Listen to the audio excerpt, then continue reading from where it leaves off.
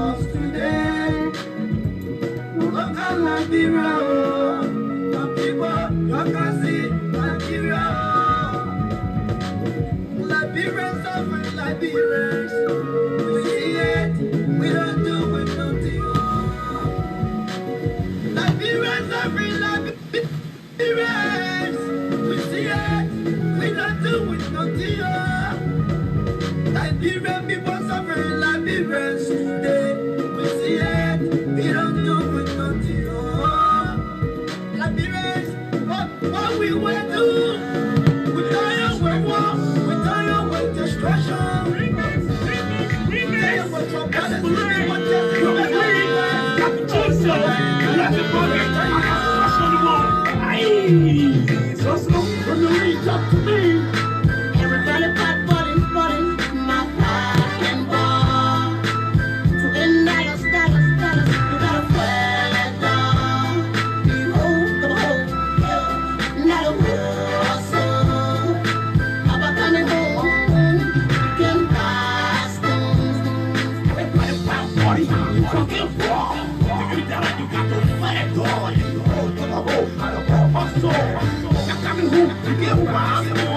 Everybody backboarding my fucking ball. That all the time I'm fucking ball. When it cock hit it door. The struggle keep killing me. I ain't even got jaw. I got to hustle hard to buy my baby rubber jaw. The economic system by a poor general rat. Poverty was growing high, so I gotta speak the fact. You think I'm talking crap? No, I'm talking rap. Just to survive, that's why my niggas are doing old school. Some people say we fool, some people say we go to school. Some people still asking what they doing for the youth. The government breaking, so the youth is still checking. No entertainment, so we're making no money. I'm telling it to y'all, I ain't having no jaw. That's what I stand for. My body can't fall. School fees gonna send for school.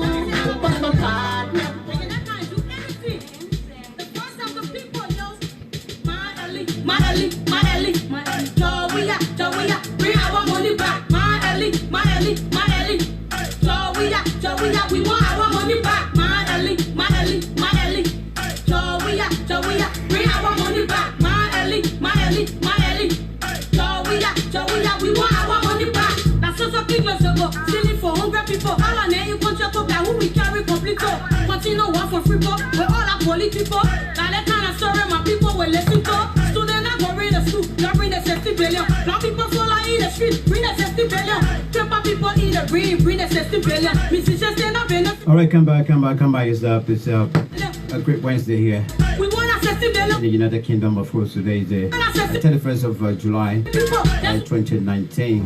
It's great to be back here. Not fully yet, but great to be back. Partially. We want to go straight to Morocco first, because the situation there for me, my heart is so much there is there. We'll go straight. In a couple of minutes, we'll go straight to Morocco at the Liberian embassy there, where my understanding is that the students that are on scholarships there are there right now. They have gone there to stay there until every issues relative to their being there is concerned are settled. So yes, we're hoping to speak to join Mr. John Say, I think be the second.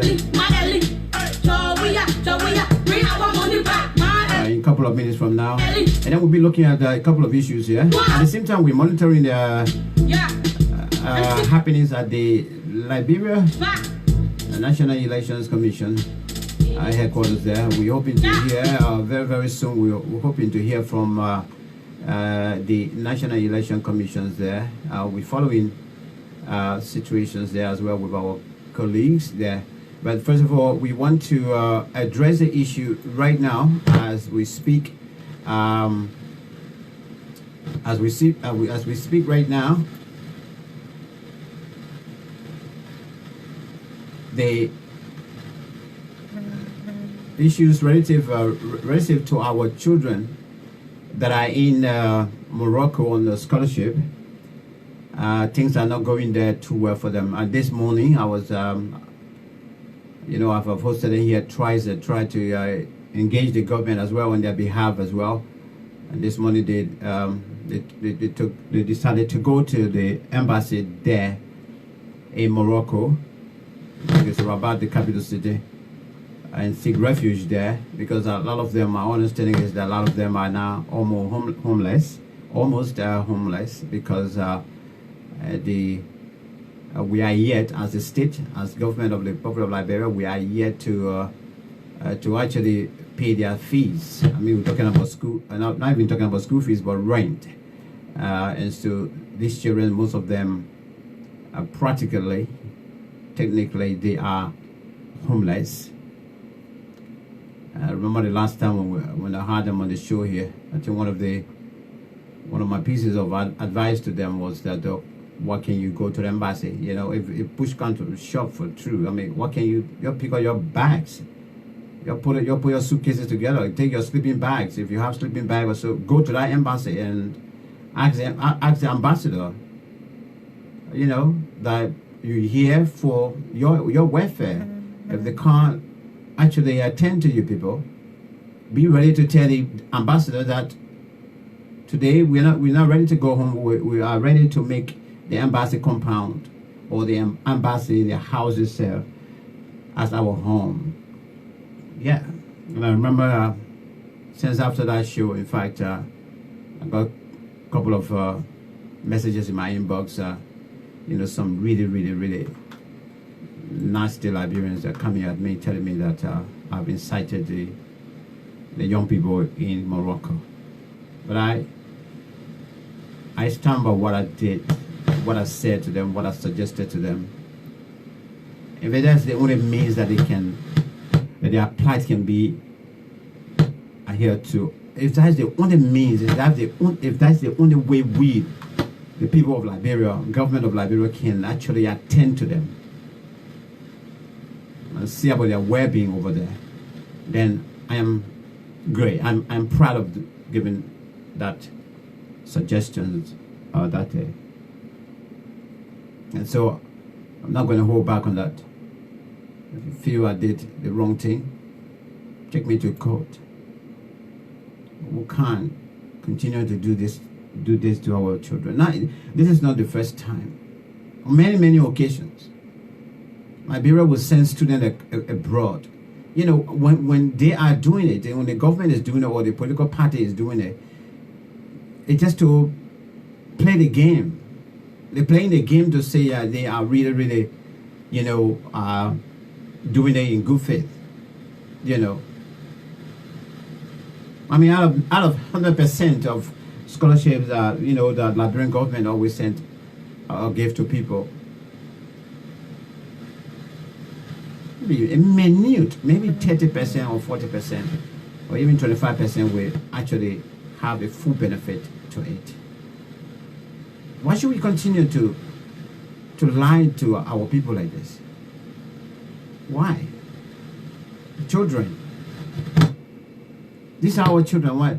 Today I had the opportunity to see all of them on video while they were live. Come on, man.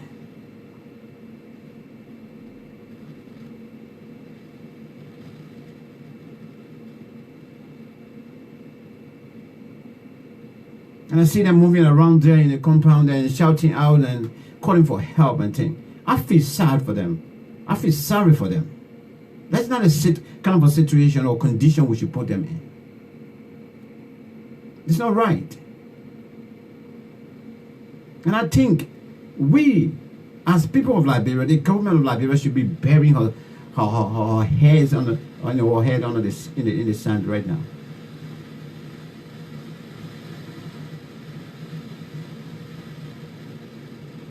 Why should we continue to do this to our own people, to our own children?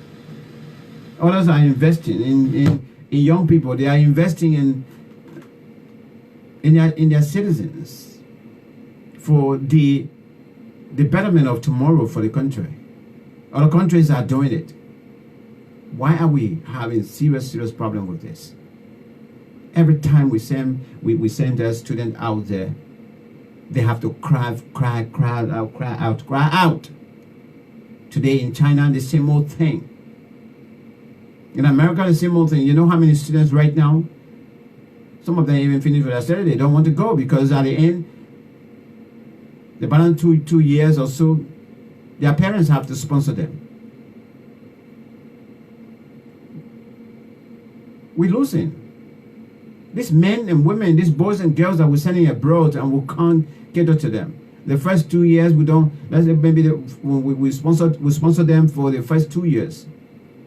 The rest of the 3 years now we forget about them. We don't have time for them. No, they tell me now that those banana 3 years, if the person have family people also help them to say, well, do not go back home. We're going to help you to continue your course and graduate. You want to tell me that you will blame that individual for not going back home to actually render their national service? I can't blame them.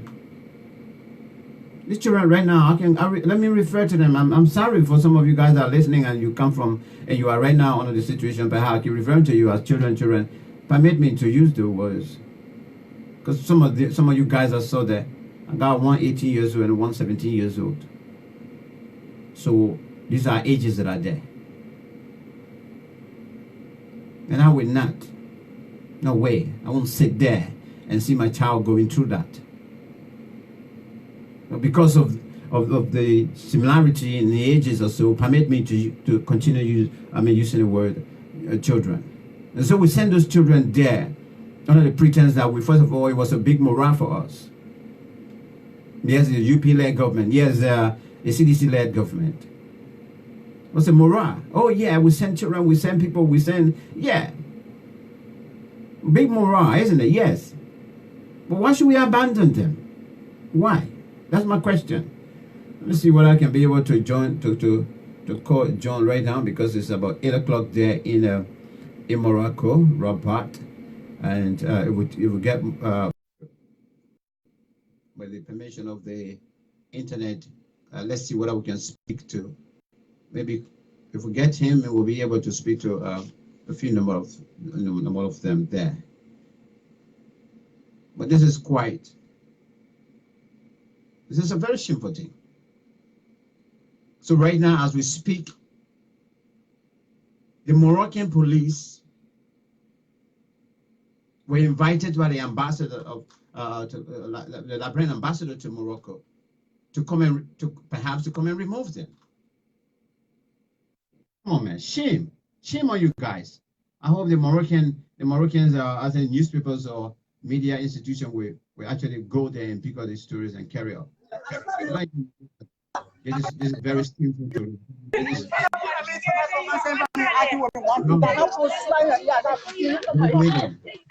You see me like somebody cook, I'm a switcher. How are you? Are you getting me? Hello? We are not actually okay. Yeah, no. They have to that things are not okay there. What is the situation there right now? Because my understanding you guys are at the embassy, and the ambassador invited the police as well from the government there. You can see students are here. They've gathered at the embassy peacefully to tell the ambassador that they don't have places now to even live. They don't have places to be now. They are in all of the apartments. They don't have anywhere to be. So peacefully we gather at the embassy this morning. We gather at the embassy this morning to be here. Students who were in all of the apartment brought their luggages along with them. They don't have nowhere to go. The embassy is the only place to see as a safe place to seek refuge. And we came this morning. We've been here. We've been very peaceful. You can see it's been dying. Yeah.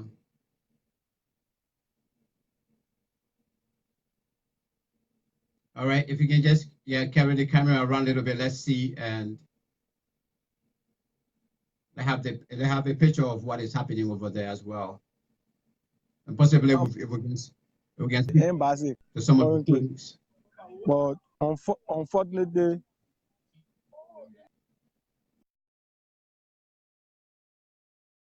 Go ahead, John. We're hearing you. All right. I think we're having some network connection, but don't go away. He will try to come back again to see. We just want to hear what's from them. These are our children. whatever happens to them there, it will be a great loss to not only the nation but to their parents as well. These are young children. I mean, imagine highly, you know, now I mean, in the past or so, you see a child of 17, a child of 16, also 18 graduating from high school. What's happening now in Liberia? When I saw the video today, I've been speaking to them twice. I've heard them on the show here, trying to engage the authority through my medium here to see about their intervention. Okay, unfortunately, there's no intervention going on. But when you see the images, when you see those young people, for any of you who is a father or a mother, perhaps who have a 15, you know, you've got a 15, 16, 17 years old or up and up or so, I mean, you will feel for them, because nobody would want to see their child in that kind of a situation. Now, this is not anything about morale breaking or so. You know, Liberia is not the only country in Morocco that have students there. I know for sure about this, because I know when I went to Cuba, when I had the opportunity to go to Cuba on scholarship, the whole of Africa was there. But we cut the hell there, because our people who sent us there didn't have time for us. They forgot about us. In fact, they forgot that we were existing. They forgot that we were existing. This is what was happening there. And we were baking. We used to go to our friends then especially from Guinea and Sierra Leone and La Côte d'Ivoire that we knew. We just used to go around them and they cook their food, we eat. Only us Liberians that were going through that mess there. So this is the same thing our children are going through right now in Morocco. Let me see whether John is back on the show. John, if you are back, please call me back. Anointed, if you, I don't know, Anointed, you want to come on the show, let's speak to you as well, because you are one of those ladies that is also there, and especially, you know, for me, I have a grave concern for you guys, especially women. You know, you girls. Imagine you don't have $5 every month, or you can't afford the equivalent to $5 every month. I mean, any adults now will definitely know what I'm talking about, okay? This young woman doesn't have, a young woman that is among them that doesn't have $5 every month. And every month they need that $5 to go in the supermarket, to go buy something very important. But it can't. Tell me, man, how you want that lady to actually live you know, respectful, independent life? Yeah, John, welcome back. Yeah, John, welcome back. Yeah, thank you. The internet. Yeah, the internet is really frustrating tonight. I don't know why. Maybe many people are on now.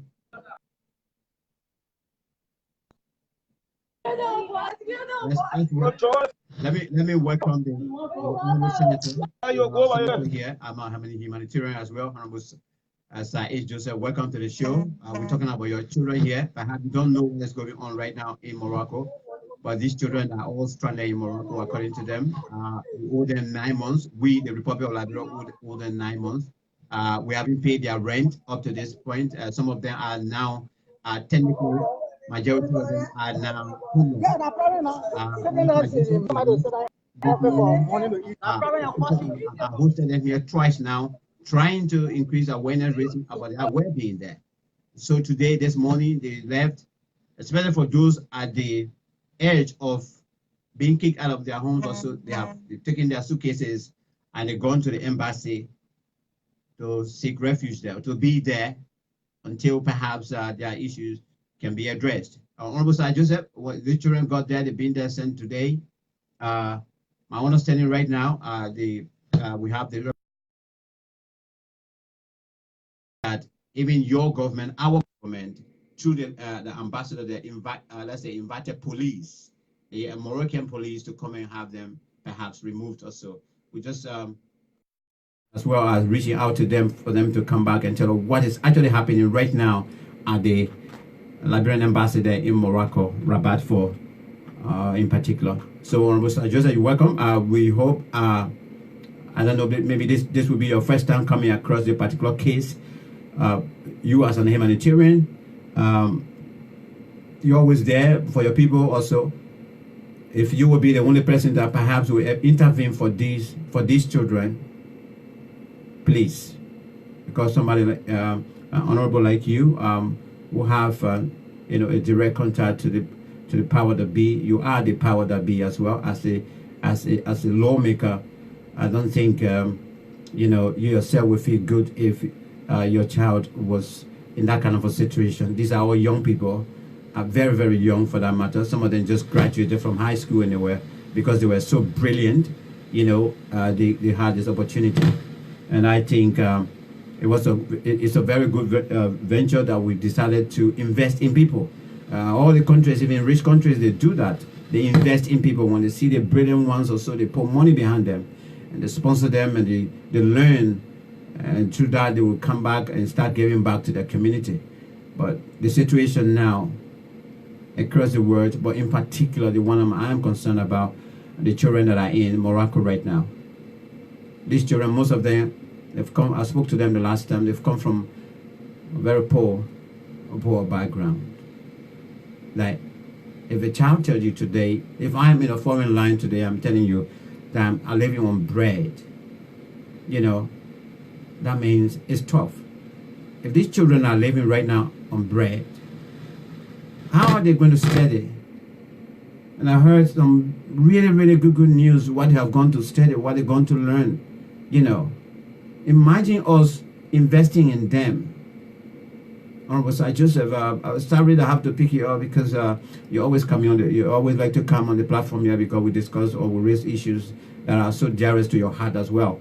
It doesn't matter of, you know, political, you know, how people take it in other ways, because some other people say, oh, I'm one-sided, but you always try to come on this platform here to make your contribution by making your presence felt here. So, but Tim, what we need to do, or what we need to embrace, is this investing in people. Investing in people. When you invest in people, your country will benefit a lot. The reason we continue to struggle like this in every segment of where development is supposed to be, what it has to do with technology, you know, telephone, broadband. We're talking about, internet connectivity, IT, and whatsoever, plumbing, and those areas that people can really get some sort of a training from and education from, that they can really make an impact in the society. Engineers, doctors, nurses, you know, specialist operatives in the hospitals and things. When we invest in people from those areas or so, especially the brilliant ones, like other countries, like even here in the United Kingdom, they do it. The child will start from the grade level, and so they start keeping eyes on the children. As they graduate from high school and they really hit the top marks, so when they go to college, university, they hit the top marks. You know, they state will start sponsoring, or you'll get scholarship from the university. Sometimes the university will sponsor you and you graduate, and then the same university will employ you and you start working for them. But that aspect where you have to reach, where you have to, first of all, try to fetch around and get them. That's why once upon a time, during Madam Ellen Johnson's service time, when I used to talk about this investing in people, the concept of the DDD. I came about that concept, the triple Ds. Go out there in schools and whatsoever and fetch them. You try to discover them, but through their performances at various schools. So when you discover them, you keep your eyes on them.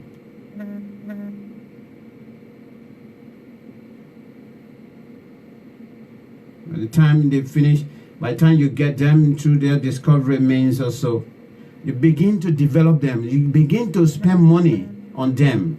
That is investing in them, like what we're doing. You get scholarships, they go abroad, the specialist fees or so, and come back.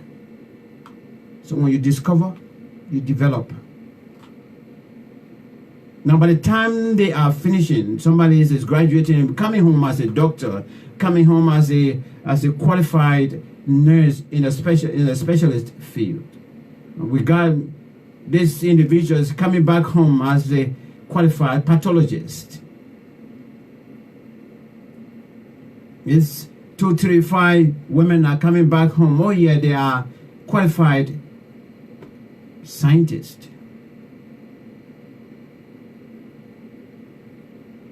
By the time they finish, by the time you discover them, you develop them, they coming back home, you deploy them. That's why I said the triple D's. D. Discover, deploy, discover, develop, and deploy. And send them to areas now that they can go and function well according to their own profession. They can be engineers. Send them to public works ministry. Send them in the army. Send them in the police. You see, these areas will begin to flourish. Let me see. I don't know. We just lost. I think the internet is really a problem today. We just lost our brother there from Morocco. But like I said, let's see what we can get.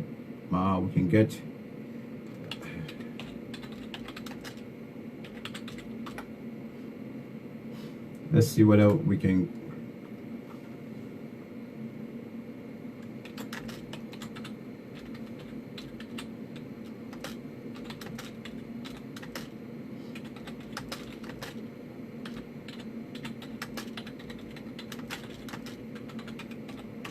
Let's see whether we can, if they can come back, so we can talk to them again.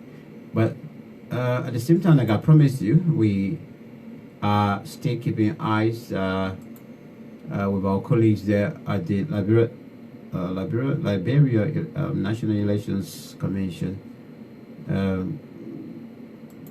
We don't know actually why things have become so slow in terms of how the whole election thing is being handled. The difficult thing about reporting from that conference room at the NEC is that the moment you enter in that place, that the hall is, I don't know, the hall is big enough, but I don't know, the network will drop considerably, and it will be so difficult for you to actually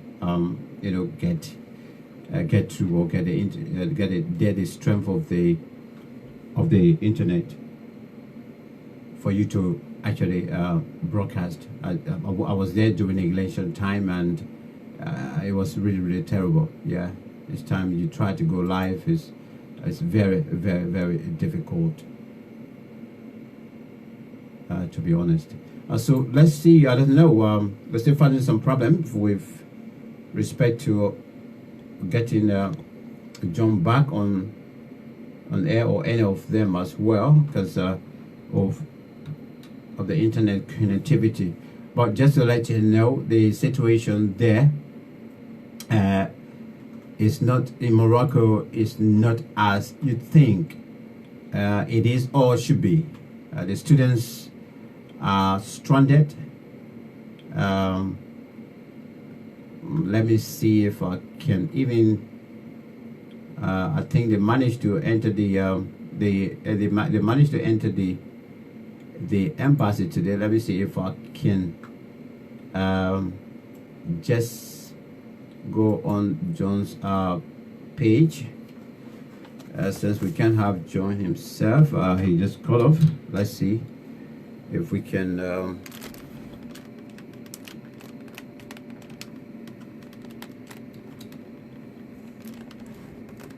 if we can.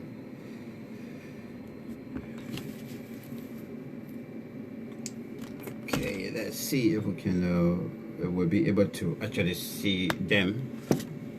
Here they are this morning, this afternoon.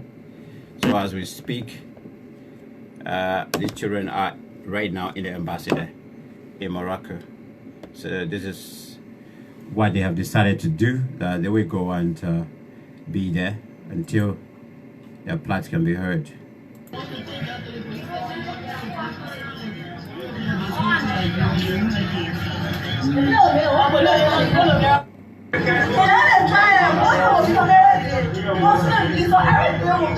Share the video, share the video, share the video. Viewing, share the video. So YouTube. Share the video, share the video. The current protest at the Liberian embassy, where government-sponsored students have gathered. Government-sponsored students have gathered continues as the embassy speaks to share the video. Hello.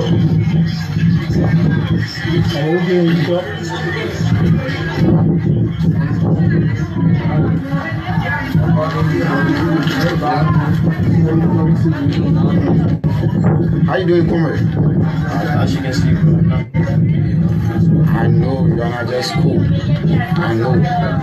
So what's going on? What's really going on? I thought it's a peaceful demonstration. Every day with the administrators, the community, sent by the government on scholarship here to the Kingdom of Morocco. A scholarship is for education and go back to support and to like give back to the people of Liberia. You know, comrade, it's very sad because the government really boasted of this value of student when President we are talking about president. This is the first value of student. It's very surprising that we're seeing him treating you guys in such a manner. So what have been the response over the period of time since you guys just been reaching out? I wonder somehow how does it people feel?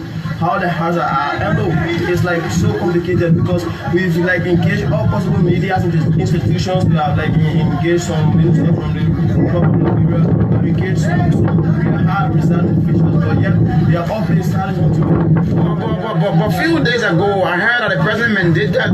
The foreign ministry to see how best to send student allowance. How far it gone? Are they playing dead here? Why the president did that? My brother, that's it. That's complete 10 years, the other thing. We even went to the point where the Minister of Education, Assistant Minister of Education, went into a post and saying that we are going to receive allowance within few time, but we want to look, everything just went zigzag. We never hear anything from there since then. It's just been silent. She was the same person that went and then she said I have no authority or anything that we are going to see. It is very frustrating, comrade. It is very frustrating. It is frustrating. As I previously heard that you guys will be leaving for your school very soon. How true it is?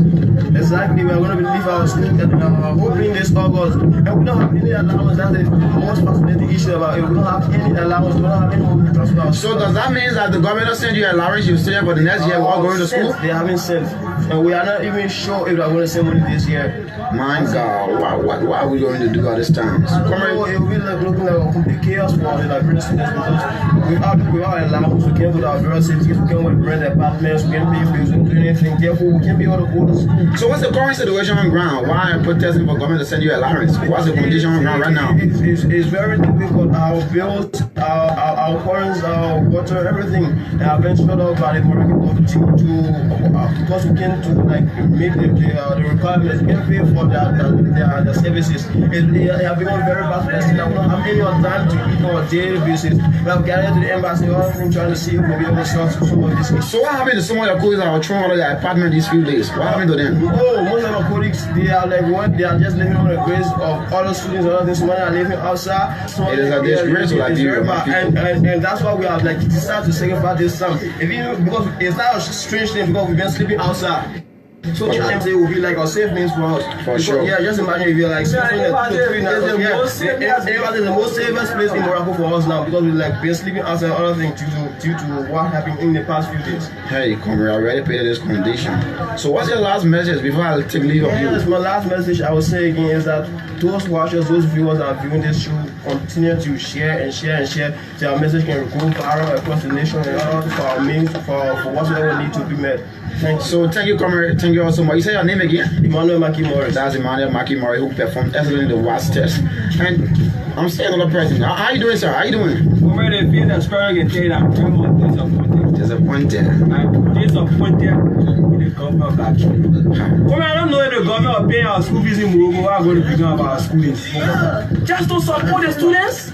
Only to support the students you can do it. The more the government paying school fees, only to support the students you can do. I don't know if the government paying our school fees are gonna be. This is very, very much sad. It is very. I don't know who's gonna pay this. So, comrade, how do you feel when the government treats you in such a way? Very bad. I feel better with me. But a few days ago, I heard from the president that he instructed the Ministry of Finance to send student allowances. What's going on? Why instruction? Was the president using that means to take attention from him? Or delay tactics and tactics to slow down the campaign and to slow down the media. Since we entered the kingdom of Morocco, 10 months. 5 cents, $5. So what does the government try to prove? They do not value education or what? $5 government not saying that $5. $5 the government not saying to the kingdom of Morocco since we entered. We've been engaging government for April. So Mr. Chip, during that we speak, why are you coming to study? I cannot reach your other comment. Hey God, we got very much bad. It's very sad. The country has to feed all these guys. This is the worst. This is the worst. This is one of the worst because all of the comments you see here today, they are all young people. All of the comments you see here, they are all young people. All of the comments you see here, they are all 17, 18, 19, 20, 16, 15. They are all young people This is very, very much sad. And I think the president of the Republic of Liberia, the president,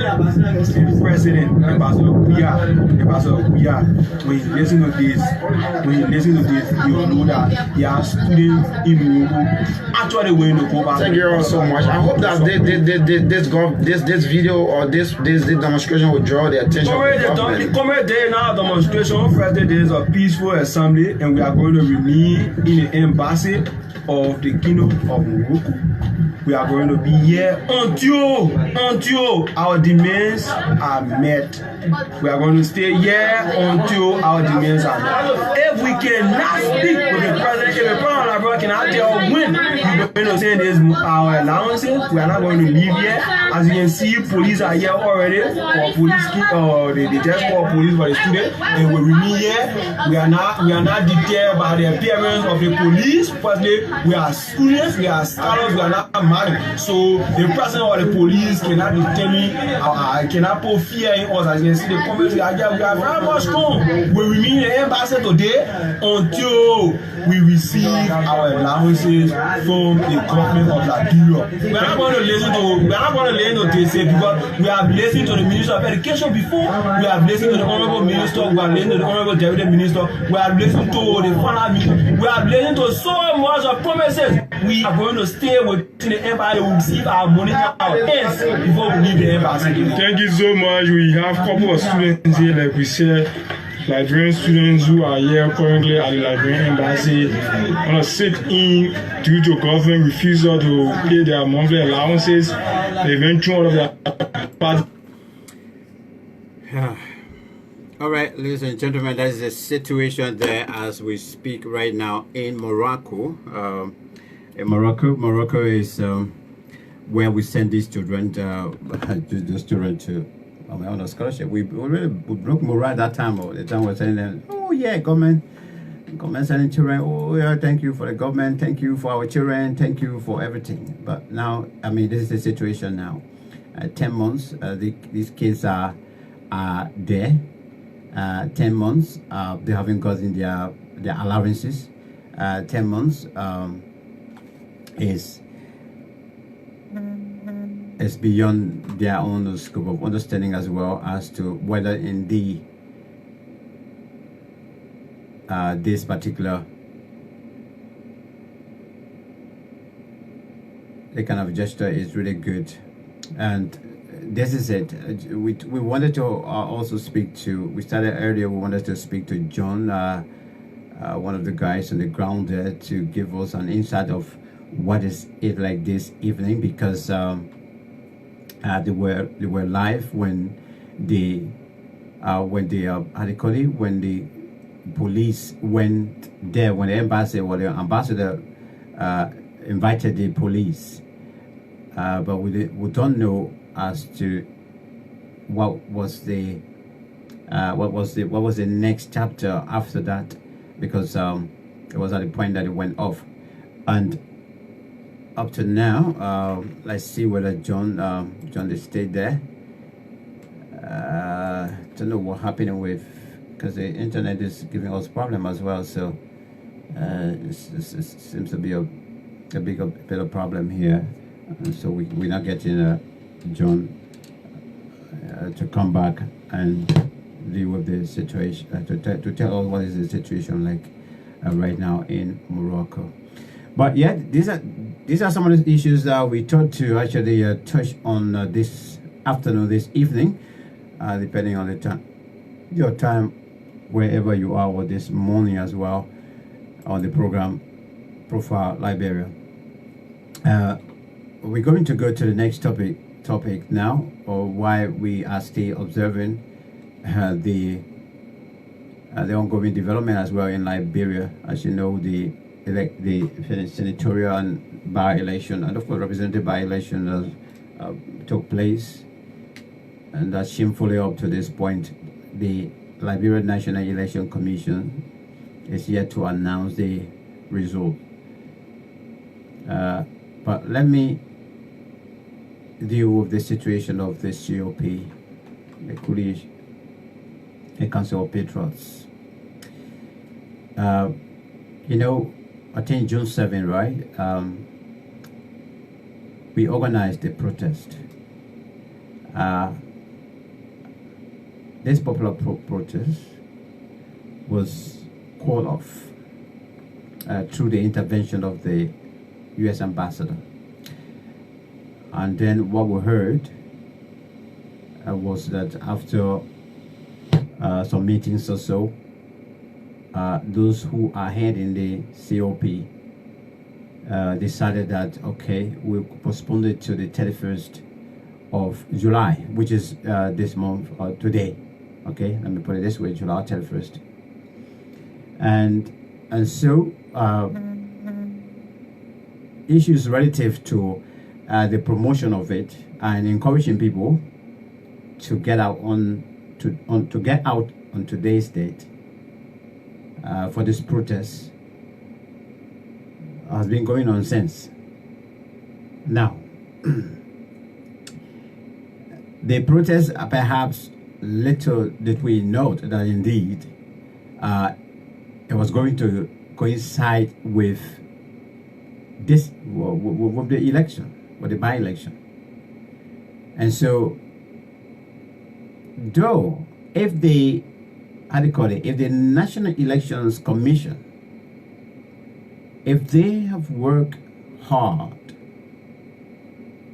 perhaps, yes, the results would have even come out the same night. It would have come out the same night. Because this is not, you know, a huge population or a whole country election here. Just, I think, just a district and a county. But then they have to drag it to this point. More than 40 hours. It's very shameful on the part. Now, as an individual who is partly part of this COP, because I stand for the ideologies of it,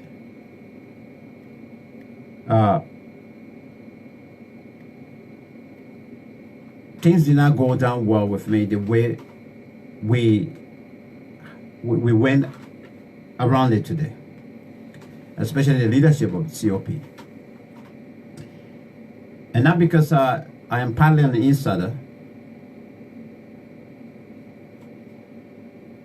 that I shouldn't flag out the wrongs. Today was the day that we agreed upon and told the people and told the masses that we will get back to push our agenda by the means of another peaceful assembly.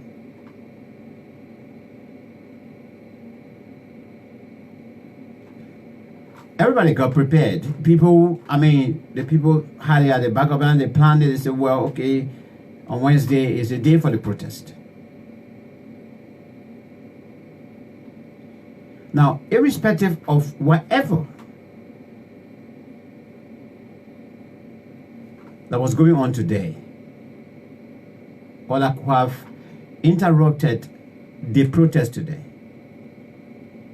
I think the responsibility of our leaders of the COP should have been to communicate well to the people.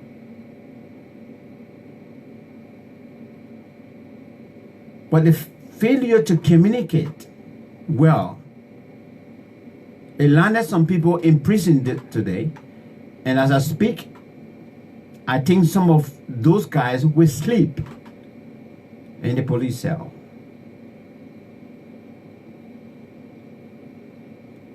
As far as I know, they were arrested. I was seeing it on camera. I was watching it live. It was a joint security operation because I could see the Bureau of Immigration there as well. I was seeing the ERU or EPS or whosoever police that I could easily identify. They all were there,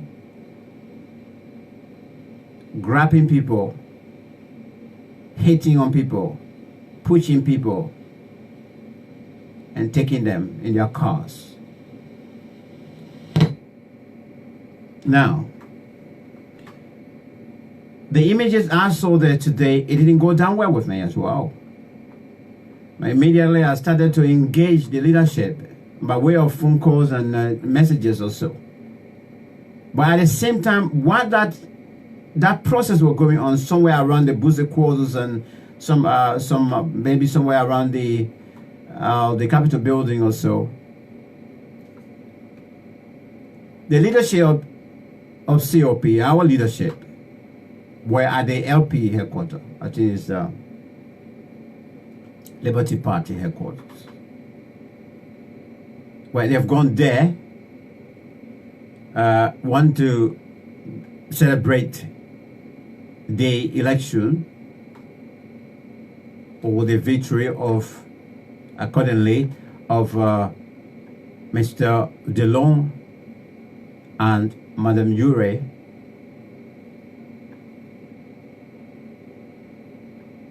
And they had no clue as to what was going on at the other end of the city.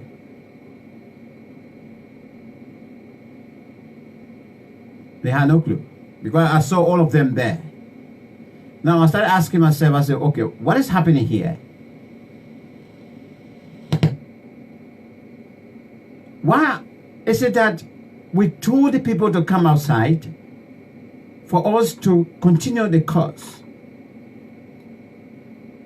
The people were outside, a few people, and this morning the rain was really heavy. And people were really, really, really brave in that particular rain.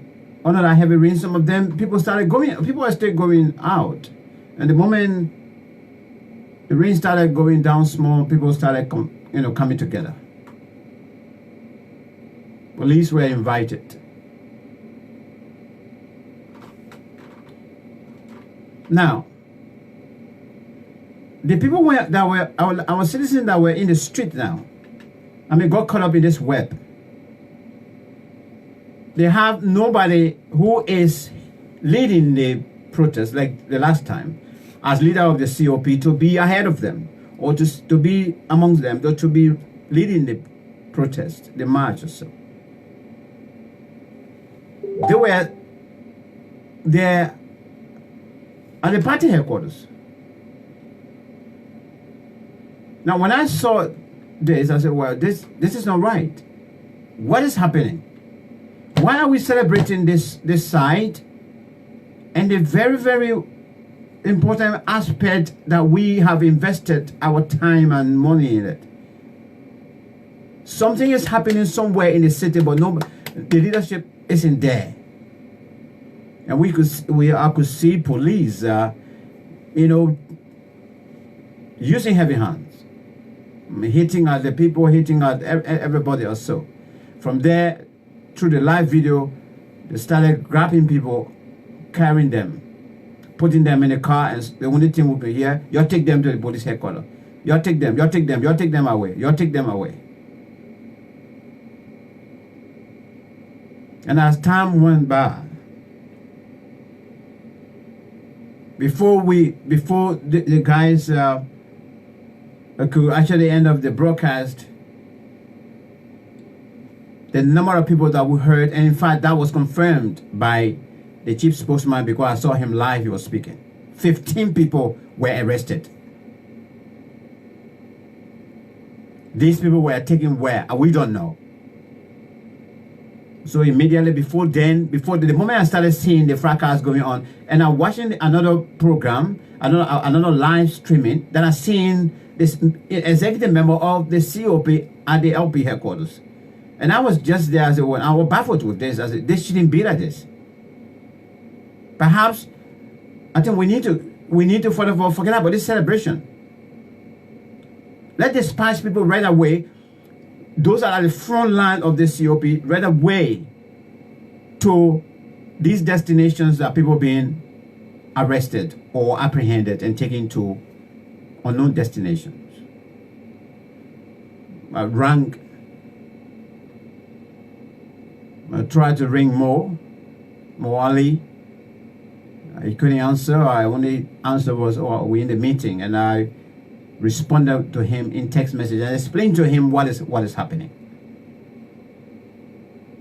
And I also tried to reach out to Yeke Kolba. I rang him.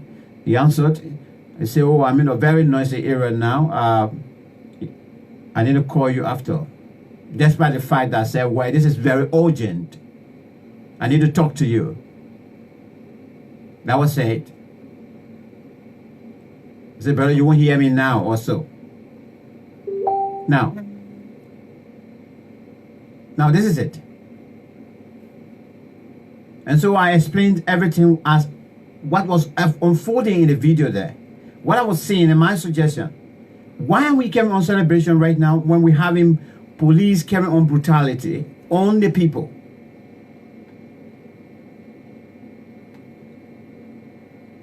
On the people, why? When police were handling the people in a way that they were not dealing with human beings as well.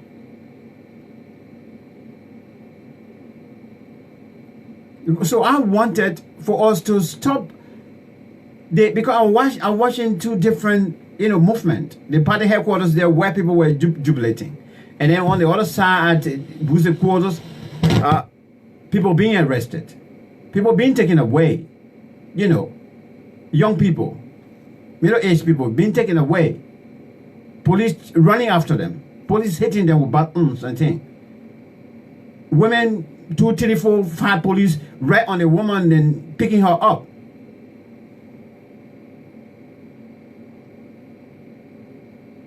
If we are not, like what Angela is saying, if we are not focused, we're gonna lose it. We're gonna lose a battle. The election is over. Okay, you got your confirmation and whatsoever. Well, that's fine. Then the focus points you are being today. I don't cancel the suspend the day as a protest day. Go on the air, tell your people today we are not meeting for the protest due to so reason. Explain to the people. These people, some of them came from across. Some of the guys that were talking, they came from far places. They came in central Monrovia. They walked They left their homes very early in the morning and they came to town, only for them to be arrested by the police and taken to police station. And today, right now, as we speak, perhaps, yes, I know, Mo Ali came back to me, he's just sent me text, we said we send people there. I don't know if the guys, all of them are free tonight. But I think the focus, we need to keep focused. Like what Angelo is saying here. Because there's whole lot of interference going on. To me personally, like how I put it yesterday. If you want to call on the show, you can call. I'm just trying to analyze what we're talking about, because I'm talking about for us to talk about the COP thing, and the arrest that went on today, and our children there in Morocco. Okay, let me go on the line and talk to Quadra.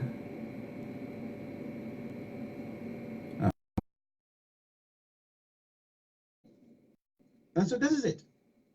If we are not focused, we're going to lose it. The reason that the NEC actually brought it or delayed the result is that Asele, to me, Asele did before yesterday. Asele doing it intentionally so that we can't get out on the 31st. Let's go back and see what did she drop? I don't know if we are friends. If we're not friends, it's not going to work. Katra. If we're not friends on the Facebook, it's not going to work. I'd really love to hear from you. Okay. I said it that the NEC is delaying because they don't want us to have the protest. And so the only way we can't, you know, the situation can be that they're imbalanced in terms of waiting for results and things and going in the street at the same time. Maybe people will put blame on us and things. That's how I thought it to be. And I'm sure it turned out to be that way. I don't know why we can't get a Kandra. Let's try again.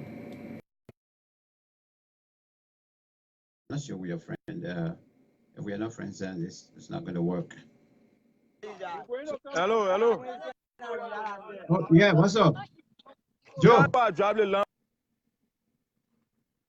With you, I was just talking with you when the police came in and they entered the embassy by the permission of the embassy.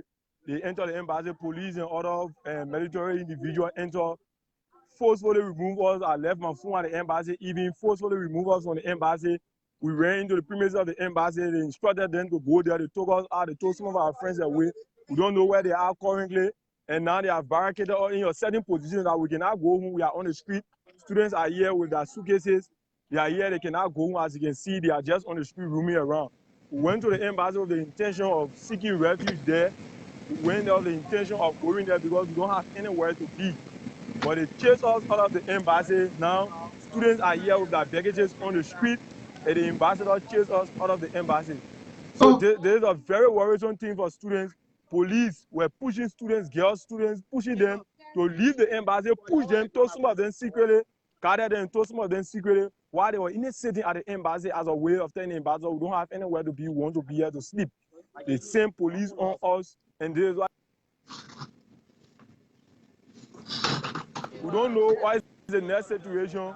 We are just roaming around the school. We don't really know where we are, where they have brought us, the police barricaded us here. So this is the situation we are currently faced with in Liberia. Situation, parents have cried on the situation, and their children are being treated in such a way. We only went to the embassy to make the ambassador understand our issues, and only to tell the ambassador our issues. He's not going to address our issue until we can surrender all our funds to him.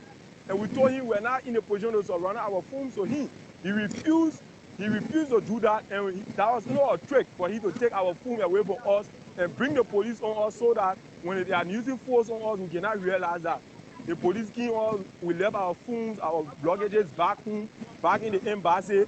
We have some of the students have their suitcases here, some of them suitcases left there. They are walking in the street at this time of the night. They are chased by the embassy, and government police here in Morocco on the instruction by the embassy are terrorizing us seriously. So this is a very sad situation. We don't know where we are heading to. We are only walking on no man's land. So we are calling on all Liberians out there to know that what was considered a 9-month delay has turned into a brutal exchange on the instruction of the embassy police and to enforcefully remove students, gather students, took them to secret areas. Now we cannot find them. We are currently on the street. So this is the situation here currently. John, this is my advice to you guys, and I want you to tell your guys: do not risk getting in the street or going somewhere else in the street. Your risk your life since your father threw you out of the home. You go to the authorities. That is, you go to a police station. You should go to a police station because, I mean, if your father or your mother or your parents threw you out of your home, you're supposed to sleep in. And go to rescue, but go to the authorities.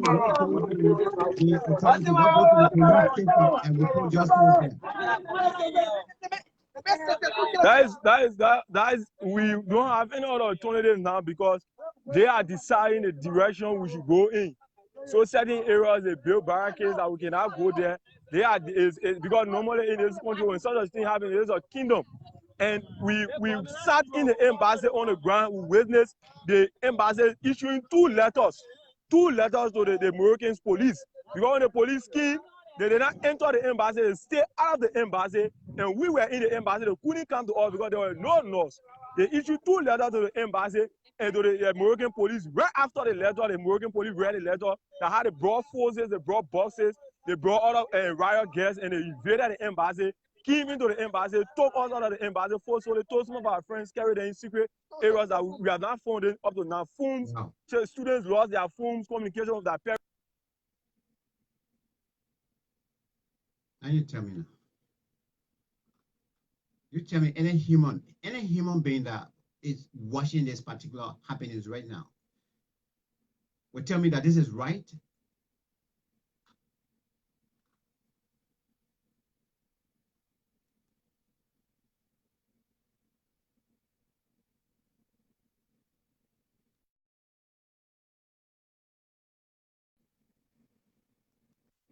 All right, we just lost John there, who was speaking to, who is, I don't even know now.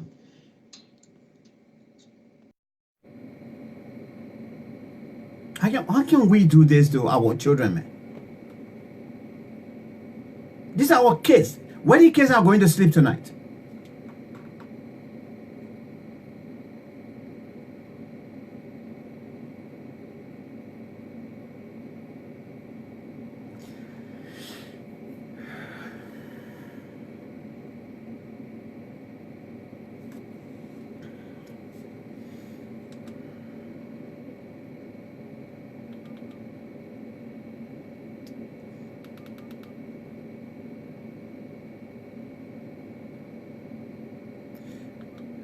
Please bear with me. I'm just trying to find a number.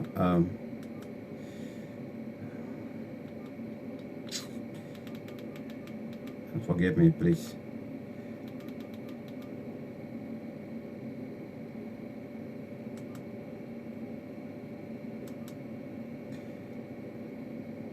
Forgive me, please.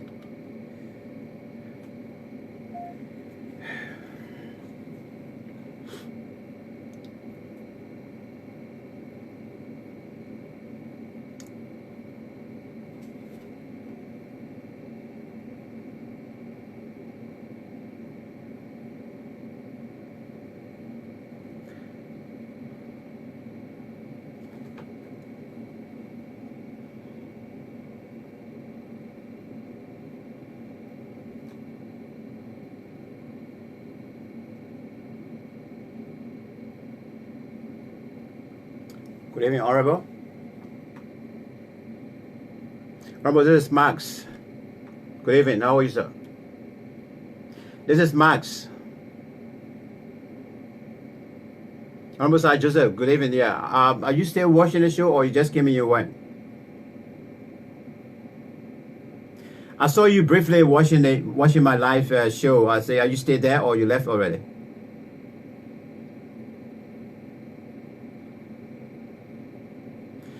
Honorable Sir Joseph, you have any idea with respect to your children that are in Morocco?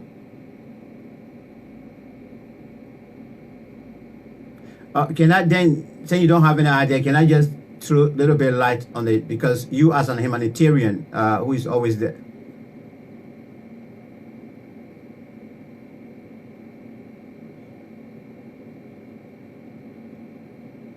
Okay, I understand. Yeah, that.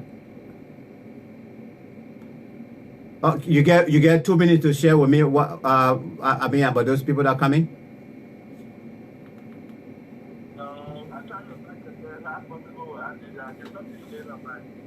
All right, then, no problem. All right.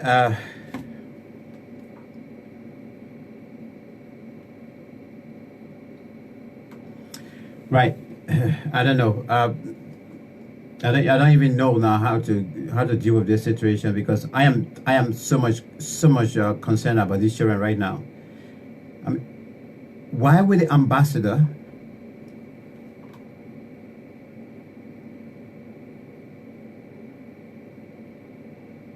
would this ambassador invite police to come and remove those children from there?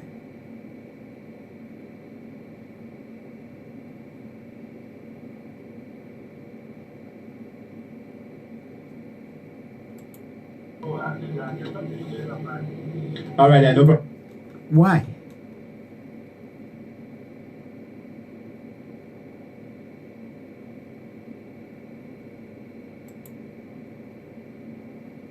Now they took out their phones, according to what the boy is saying. So even if they want to call back home to Liberia and tell their family people as to what is happening,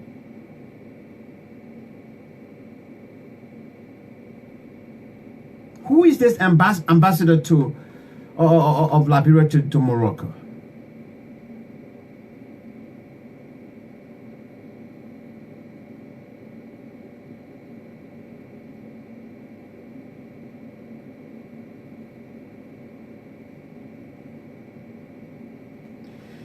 When I say true enemy of the state,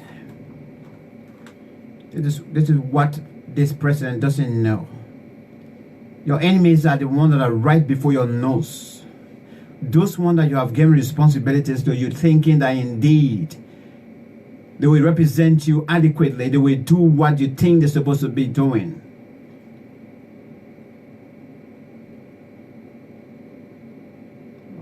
But forgetting to note that, then you're telling us we who checking and balancing you and calling you to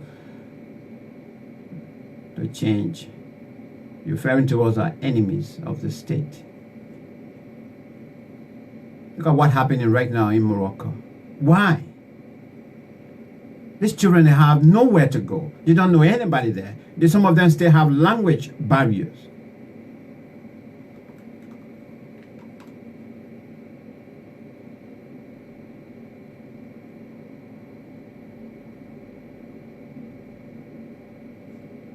This is unacceptable. Now, if for any reason that these children, every time before they go to bed, maybe their mother, their father will ring them and they want to talk to them. They want to pray with them so before they can go to bed. They want to wish them good luck. They want to give them encouragement or so. If you take their mobile phones from them, if you take their cell phones from them, you have disconnected every communication. Even the boy, I mean, this guy have to use somebody's phone right now to call me back.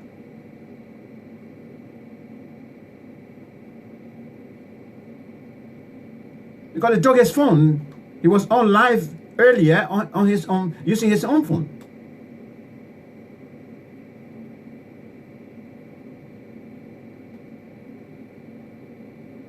Some of you please share this video with Sekou Carrasco page. I don't have time today to actually share video.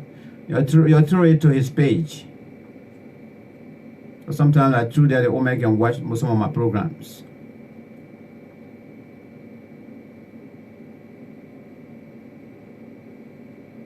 I'm happy you have, at least on many occasions now, Mr. Weir been watching my programs. Because I don't insult him. I just discuss the issue and discuss policies. I'm all about seeking the push for implementation of policies.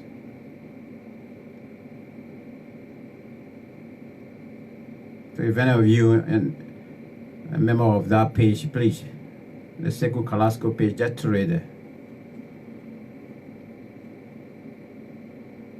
But I feel so sad for these children, what they're going through right now.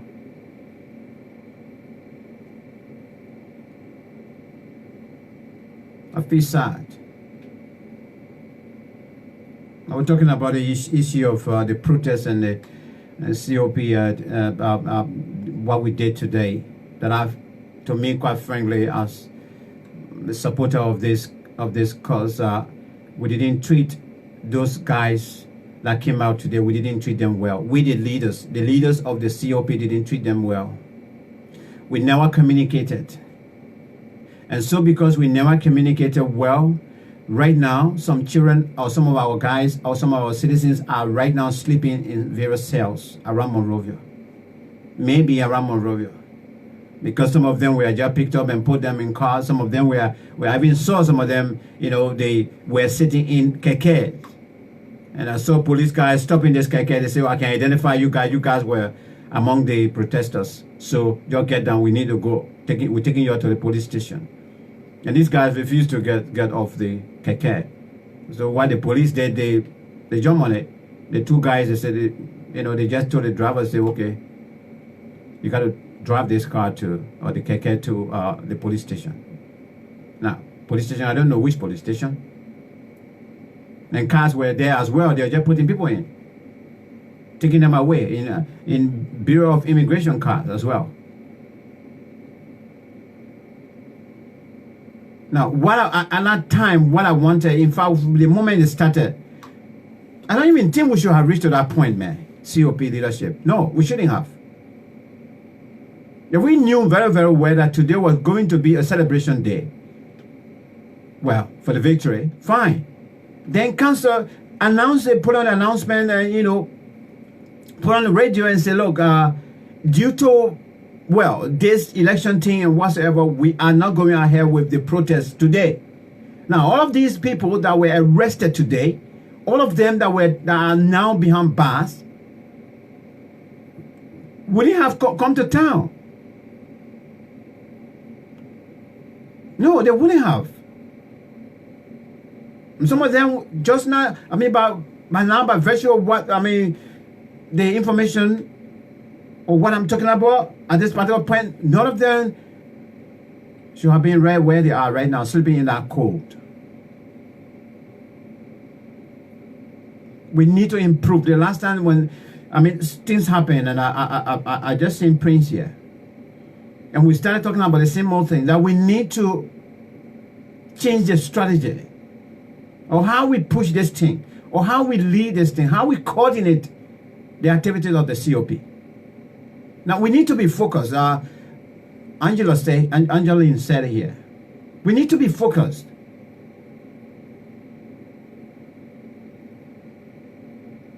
Now, if we are not focused and we are not ready to lead in the proper way, all the plans we just die down. And these are individuals. We're dealing with people.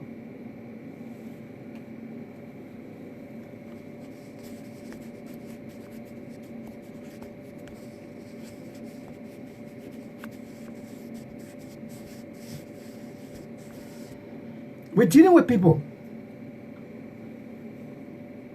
It's almost like what we normally say in Liberia, right?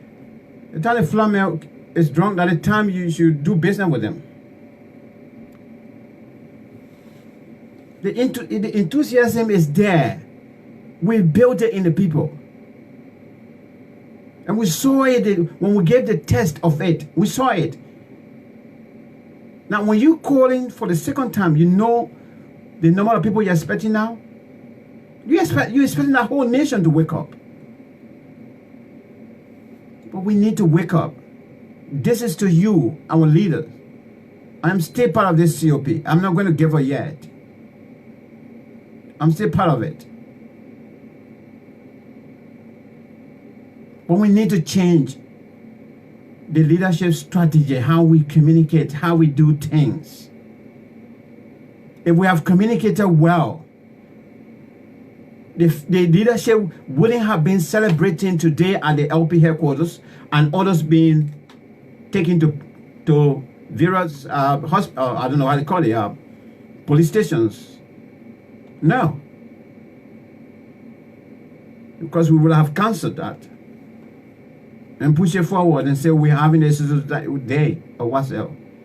But ringing all, I mean, it's two leaders, and I mean, they are not telling me anything. They're just telling me we're in meeting. When I look at the video, I see people dancing. Come on, man. And the police too. I think we need to talk to the police. They need to change. Let's see whether we can speak to Prince. No answer to video. Guess why?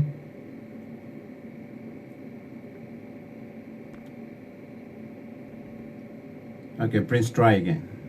I think when we lose this guy here, something happened. Try again. And the police too, Moses Carter, you spoke today there. A lot of the stuff you said there today, I don't believe you. These people that are protesting or that were in the street there today, they are your own blood. Don't look at them as enemies. Try to get to follow the way other nations, the way they can do things.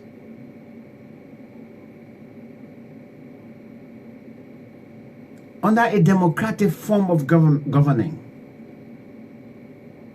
the freedom of expression is guarded, is protected by the state security. That is your job. That is your job, Moses Carter. Tell your people to stop using heavy hand. Today we saw them this morning, this afternoon, this late morning, hitting on the protesters, hitting on your fellow citizens, hitting them with batons, pushing them.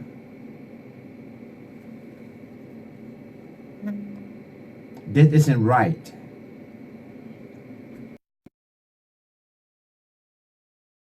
Prince. This isn't right. People are your own citizens, and you should help to protect them. Prince, good afternoon. Hey, Max, how you doing? Welcome. Good. Not too bad. Welcome. Thank you. Prince, we have a whole lot of issues on the ground today. I'm trying to put on the microscope. The children in Morocco, shamefully. You seem to be coming in and out. Your audio is not well. Is it from my end or your end? Probably if you monitor me from the outside end, then that's the reason. Yeah. But like I was saying, we have a couple of issues of the COP action today, which I've been addressing, and I was hearing in Morocco as well. I don't know. I mean, as far as the position of the embassy is concerned, what are your concerns on these issues?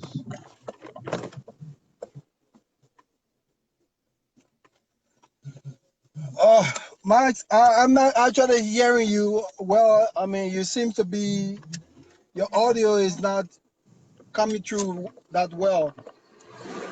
Is it the same with me? I'm hearing you, but I'm hearing you quite clear, like I was hearing the other guy. So I don't know why you won't be hearing me. You should, I don't know, maybe from your, I don't call it your device. Possibly, wireless, possibly. headset. However, I just want to be certain that you are hearing me and my audio is clear. Once my audio is clear, then I can go ahead and. Your audio is clear. We are hearing you loud and clear. Okay. Yes, your audio is clear, and we're hearing you loud and clear. All right. Thank you. Very good. Max, you know,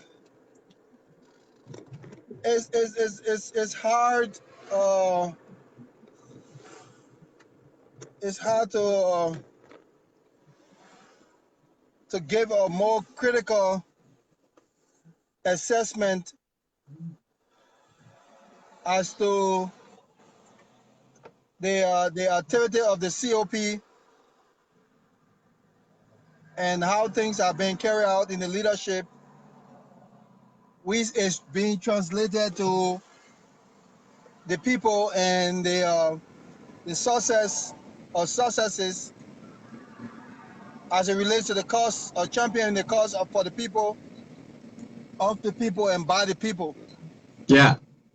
The reason I'm finding it hard to give a very dynamic critique of the COP's leadership is because I do not want to do injustice to the effort and initiative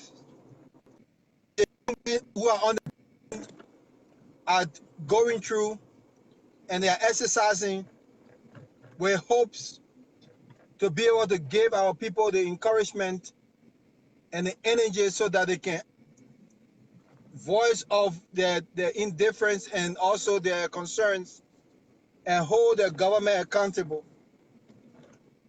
You know, when some of us talk, the only thing we get in return and in response is that others say, look at us as if we are anti the efforts and initiatives that is being underwritten by the COP.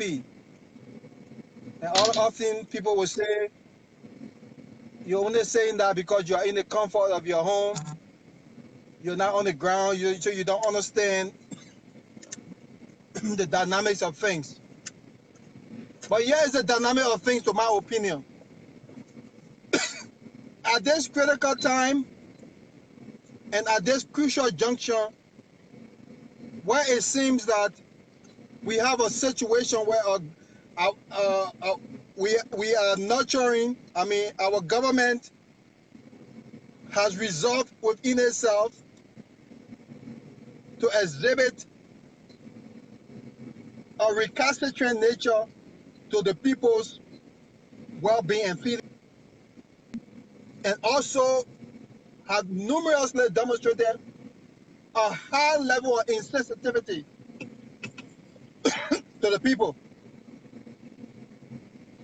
And we have the Council of Patriots that was established, or I believe is established, with sole purpose of reverberating the voice, or echoing the voice and the sentiments of the people that have been the victim, and giving a clear picture of the victimization of the people by a that does not care and will not care, and see the issues of the suffering of the people as if it is a conspiracy against it, conjured by some existential forces.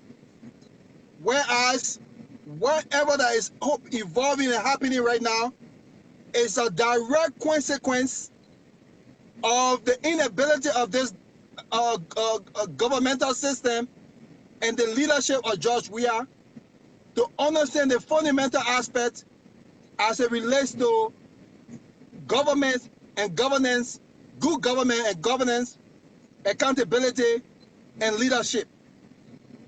I often say, and I will often say again, nothing that is happening now in Liberia at this particular junction, this contemporary time, what about economic, what is security, what is social welfare, what is political, nothing that is happening now is not the doing of George Weah. I often say that I do not hold George Weah responsible for Liberia 1847 problem.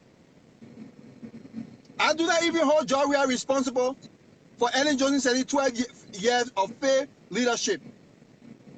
What I hold George Weah responsible for is what George Weah is doing. I hold him accountable and responsible for his action. the issue with the inflation, the issue with the increase of the US dollars, the increase with the diminishing nature of investor confidence in Liberia is not a conspiracy, it's not an existential conspiracy or outside conspiracy. It is a direct result of George Weah's leadership. When George Weah came on board, he demonstrated, exhibited, manifested that he was not serious to bring the change that he promised the people. And in fact, his action shows a high level of hypocrisy, deception, and if not, criminality. So in this respect, it is time, it is at this time that the people are no longer supposed to be given anesthesia or patience and hopefulness. Rather, they should be encouraged to step up and stand forth and demand what is needed for our country to be able to transform for the betterment of the general population. The Council of Petra, they must be clear and decisive. Now, I know that many of you will be offended, and many of you who all are supporting, and this is where I want to break away from. I want to break away from the notion that because we all agree and we all support an idea, so that we cannot we can't critique the idea if it's not going along accordingly. We cannot criticize. We cannot hold people in for accountability. I want to disagree with that. I want to stay in opposition to that. I want to say that we can hold people accountable. Yeah. If we bring people up to a certain level of responsibility, we must hold them accountable. I am disheartening. I am disappointed. I am discouraged about the Council of Petra, their actions. And this has been an evolving proposition. At first we justify it. At first we gave excuse for it. At first we try to explain it. To the extent that the United States ambassador herself were concerned regarding this Council of Petra's activity and intent, wrote a letter, an encrypted letter, that it will take you to have an intelligent mind, it will take you to have a diplomatic mind, it will take you to have a very sociological mind to be able to look into that letter and see that the American ambassador was simply trying to say in simple man terms, look, if Council of Petra do not take the issue that is happening in Liberia, do not politicize it. People dying in the hospital for lack of medication, it has nothing to do with politics. People dying today because of a curable disease, it has nothing to do with politics. Rather, it has something to do with a conspiracy, a welfare conspiracy of a certain group of people to take power and use power not for the benefit of the population, but for the benefit of themselves and for the benefit of the fraternity or the socialites. So instead of you using the sovereignty of the people and using it as a political means to be able to, what I term in my own layman understanding, instead of making it a bread and butter issue, making it a burrito issue. I know you in America, most Liberians will not understand what I mean burritos. When you go to a Spanish restaurant, there's a food called burritos. That thing is like they got different kind of ingredient, meats, everything. They wrap it up in the flat bread and they wrap it up to you and they bring it. You don't know what is inside until you take a bite. But on the bread and butter issue, you look at the piece of bread, you look at the piece of butter, and you decide how much you will proportion on that bread and butter. You seen it before you put it on the you see the butter before you put it on the bread. My point I'm getting to say, and I hope I do not get anybody to be I don't lost anybody. I'm saying here, look, the bread and butter issue of our nation right now is that the people needs to get up and the people needs to get on the street and the people need to say to President enough is enough. We have been patient with you. We have been lenient with you. We are giving you the responsibility to secure the peace. Not only secure the peace, but to nurture the peace. So the peace that we have right now to not only be stagnated, but the peace that we have right now should continue to grow and to spread. And you have seems to have lost the responsibility and the credibility to do so. And we want to say to you, we demand that you do so now, or you leave it as it is before it all fall into chaos.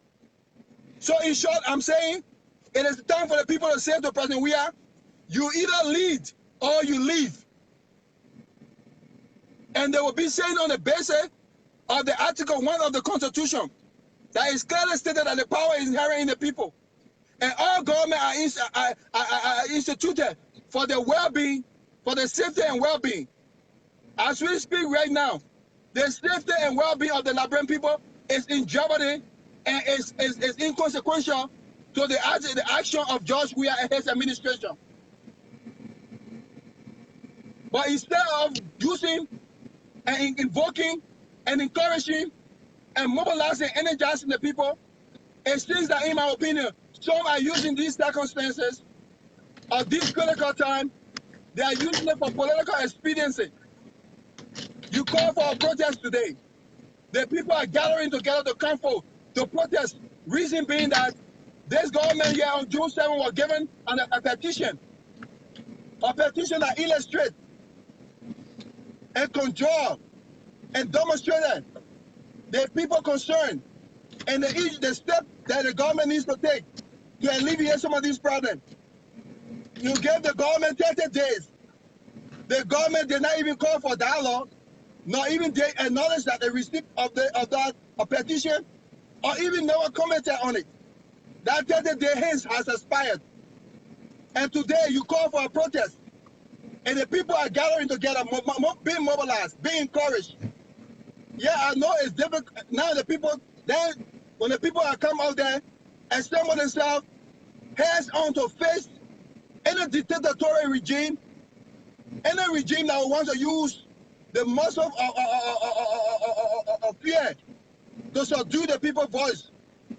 Then you stand up and you now take away that momentum and you translate it into a political celebratory aspect.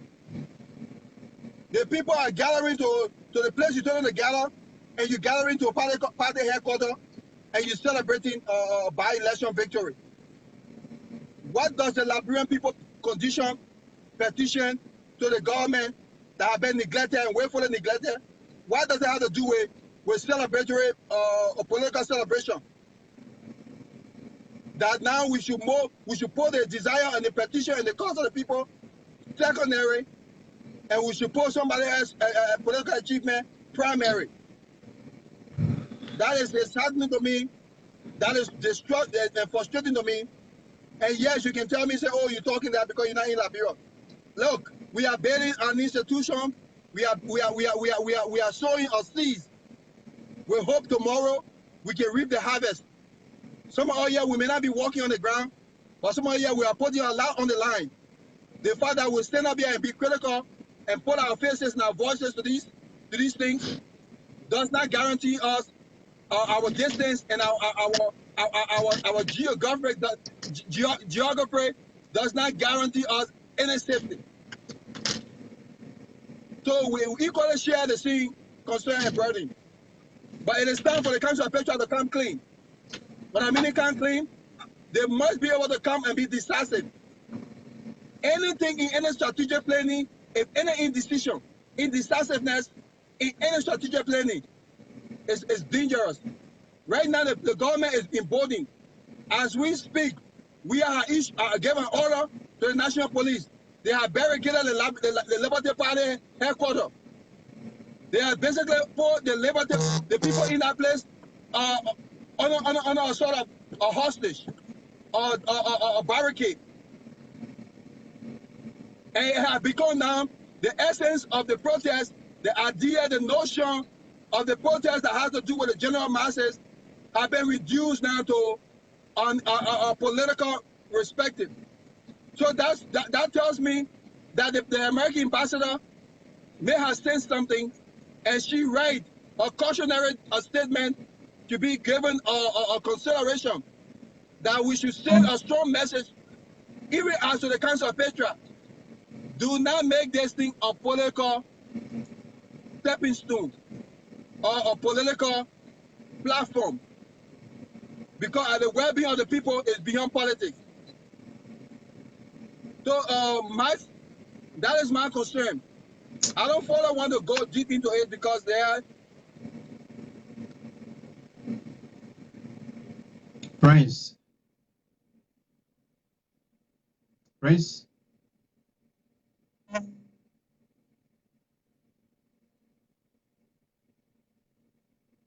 Prince. Prince. All right, I think he got frozen. If you don't want to call the video. Okay, I think I got 3 people already waiting. Let's see. Let's try Kadala Chroma to Kadala Chroma. But just to say it,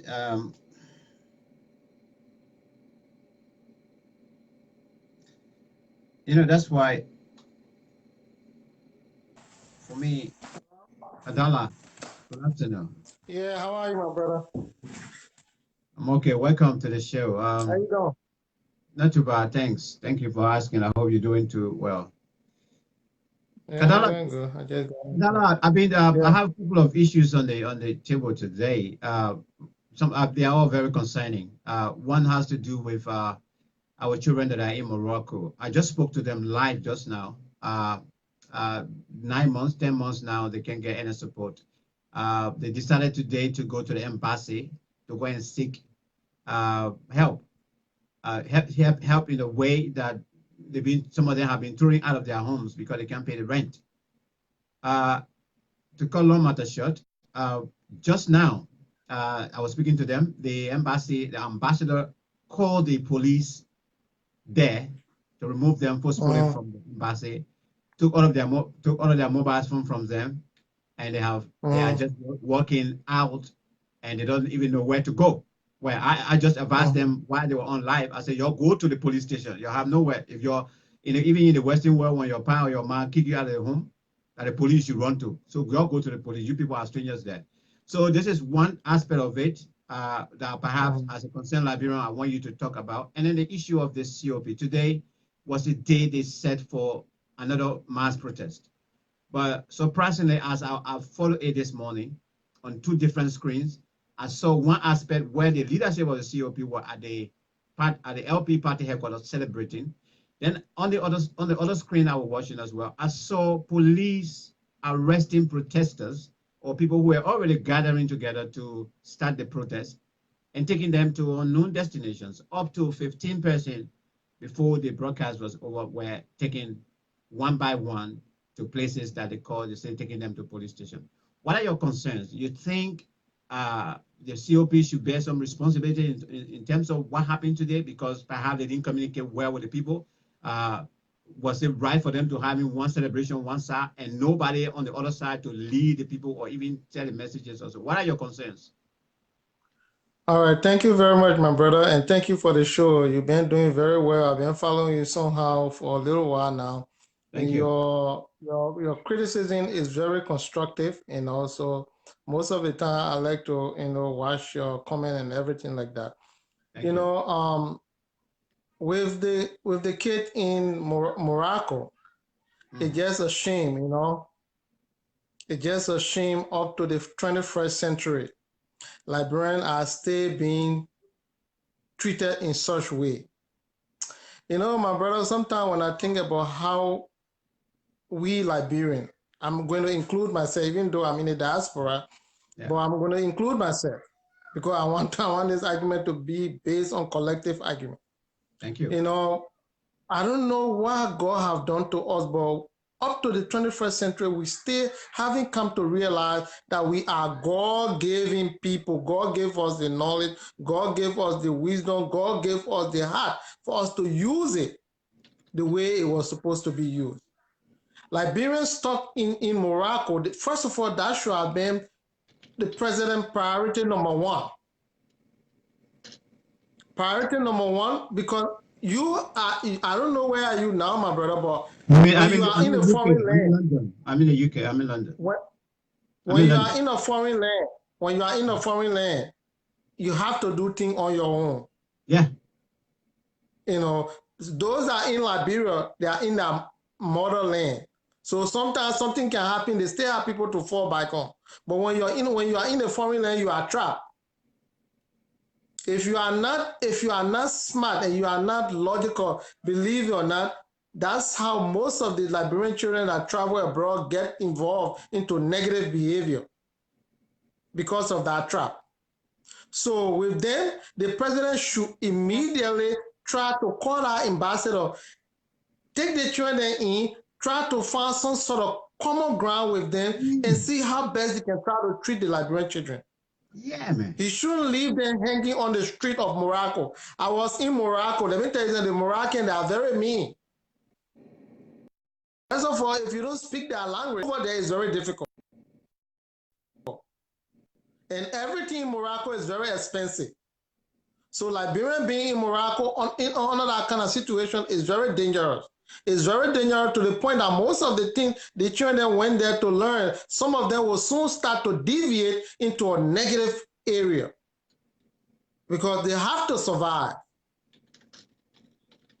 So if anyone on this platform that close to the president, I'm saying this to every one of us. You know, we are all Liberian. Progress of one Liberian should be the progress of every Liberian. Yeah. We should not allow our brother and sister there in a foreign land, especially in foreign land in Africa. I tell you. You know, the Moroccan people are going to be laughing at us because this president that the people put up so high, if he can allow Liberian in foreign land should be going in such thing, that's a shame on the president. Okay, shame on the president, shame on everybody in leadership in Liberia. You know, if they really know what leadership is, they will try to do everything possible to try to, you know, run for the children right now in Liberia, in Morocco. Because believe it or not, Morocco is not an easy country for Liberian to be trapped in. You know, and with that being said, about the other issue going on currently in Liberia, my brother, let me be honest with you. The day we Liberians were going to find a leadership that will really love Liberia, that will really love that will really seek the interests of Liberia, the Liberian people. When that lady gave that speech, when she spoke about the three sections in Liberia, okay, believe it or not, most of these guys in that. Most of these guys behind dealing and all this stuff. Most of these guys have been watching them keenly. They are only in it for the political atmosphere. They are not really in it for the core value of the country, for the core value of the people. But the people don't know. They already sat. They analyze the dynamic of the country. They know that maybe 90% of the people they are illiterate. So they try to ride on that. To go in a car. You know how you try to take the escalator to go up? Most of them, that's what they're trying to do, because under no condition, if they plan something to protest today, then they will boycott that protest to go celebrate while other people, children are on the land. They shouldn't have done that. That's a no-no. You know, when you stand for something, my brother, you got to stand for it all the way. You can't be doing a flip-flop game. You can't be trying to go, you know, play game on this side, then you can't play game on this side. It's not good. In America here, that's how people get killed. Because if you come to me, you tell me something, then behind closed doors, you're doing something else. When I found out you playing double game with me, trust me, I'm going to play you too. You know, we have to stand for Liberia. It's time for the Liberians to stand for Liberia. Forget about the divisive politics. Forget about the hate. Too much hatredness in Liberia right now, my brother. Oh yeah. Too much hatredness in Liberia. You know, just because it's not me, so it shouldn't be you. Just because you going up, so I shouldn't celebrate you. That shouldn't happen. We have to deviate from those kind of acts. We have to love one another, no matter what. No matter how high you find yourself, you are a Liberian. No matter how low you find yourself, you are a Liberian. They have to release, first of all, they have to release this guy that they arrested today, because they're just trying to exercise their right. In a democratic world, people have right to protest. People have right to express their grievances to the government. People have right to do these things, because sometimes people think protest is the wrong thing to do. Believe it or not, dangerous protest, yes, but constructive protest is good, because you know what, sometimes our body need a little push. Not everybody know how to do the right thing without a push. So protest here and there, it just helps if you have a good leader to make that leader to do the right thing for the people. Because if you sit back and relax without saying anything, then the leadership can believe that they are doing everything right.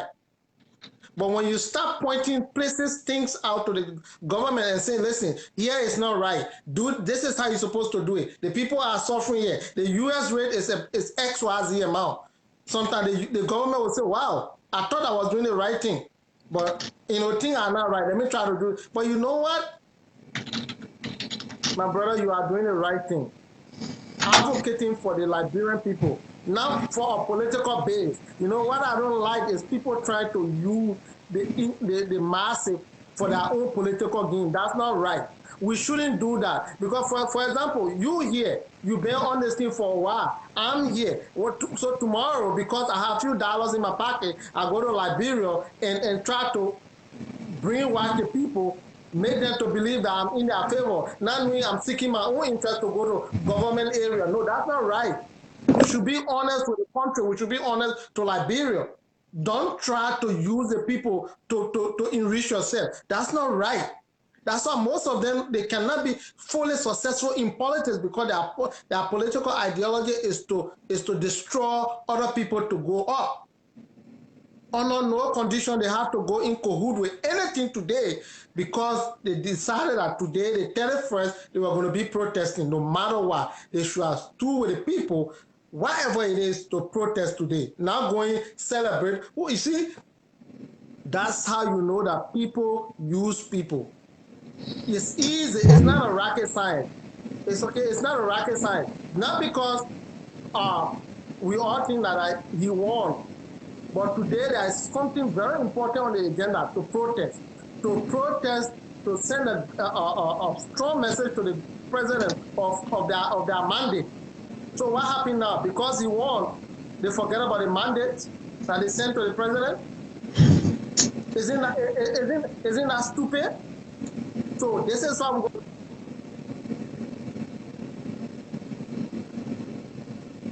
going to be fooling Liberian people for our own power greed. Is that what we all supposed to do? When are we going to change, my brother? When you, me, and the other people are there, when are we going to look at the right thing to do the right thing? You understand? Some of them, they came in the diaspora, they've been here for long. They went to Europe, the places you guys are. They've been there for a long time. They still went to Liberia and do the same old thing. And they're expecting a new thing to happen. How can you continue to do the same old thing over and over and over, and you think that you're going to get a new result? Some of us are in the medical field. The only way you can eradicate the disease is to stop the chain. You can't continue to be feeding, and expecting the disease to get eradicated by themselves. When Liberians going to really try to understand that Liberia is for every one of us, that development in Liberia is development for every one of us. And stop using the little petty cards that are there to start fighting each other for that one petty card. Using the massive. You will go, you put people together, you say, you know what, the government is not for you, I'm for you. Then 2 days later, they see you pass behind and doing the same thing. No, that is not right, my brother. We have to stand up for the right people, for the right thing. Thank you very much.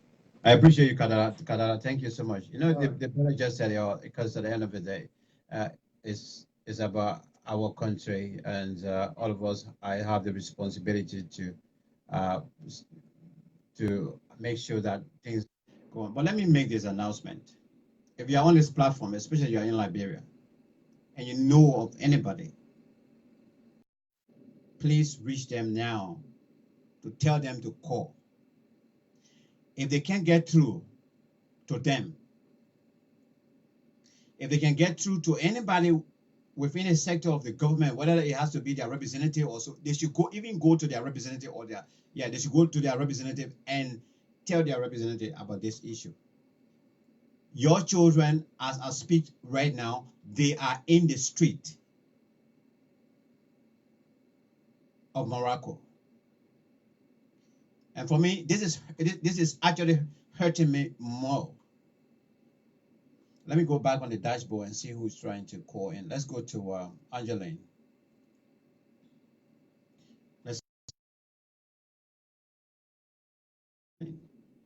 Okay, your children are right now in the streets of Morocco. They went to the embassy. They said, well, Honorable Ambassador, it's 10 months now. We can't get any allowances. We can get. We've been living on bread, and some of us been living with friends, going to sleep on friends' floors or so because no rent coming for us to pay our rent. They decided to go to the embassy to seek help and also to protest and say, well, since we don't have homes to sleep in, the embassy is our country. We've come here for you to help us. We're going to be here until we can speak to the authority back home for them to send something. These children being there today the whole day. I was following them. This evening, just the time I came on the show, an hour or so ago, only for the embassy or the ambassador to invite police, state security of Morocco to come and have these children removed. How can you behave like this to children? Let me go back on the dashboard. I don't know why Angeline is now coming on for some reason. Let's try Circular.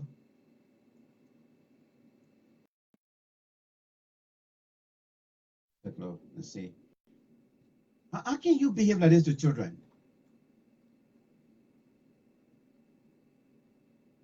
Even here, I mean, the only way police officer will take mobile phone from, and say you commit some kind of heinous crime, and you are arrested, yeah, they can take it away from you because that would be part of their investigation. I don't know, we can get Circular again. Let's try. Let's go back and see if we can get Circular. But to discover the children like this. Good evening, sir. How are you? Circular, a long time. Yeah, long time, brother. How you doing? I'm very well, thanks. Thank you for asking. Hope you're doing good as well. Welcome. I know, thanks for the patience as well. Thanks for the patience. I know you're following the show, so I don't need to remind you of what we're discussing. So, what are your take as a concerned Liberian, though you are not back home? No, yeah. Well, first of all, I'm really concerned. Number one, I've got two relatives that might be involved. One is my little niece. One is a cousin of mine, as in Morocco. The reason why I'm using might is because I'm not too sure, because my niece has been in Morocco for a couple of years from what I understand, on the government's scholarship. And quite recently, a cousin of ours, she also joined in.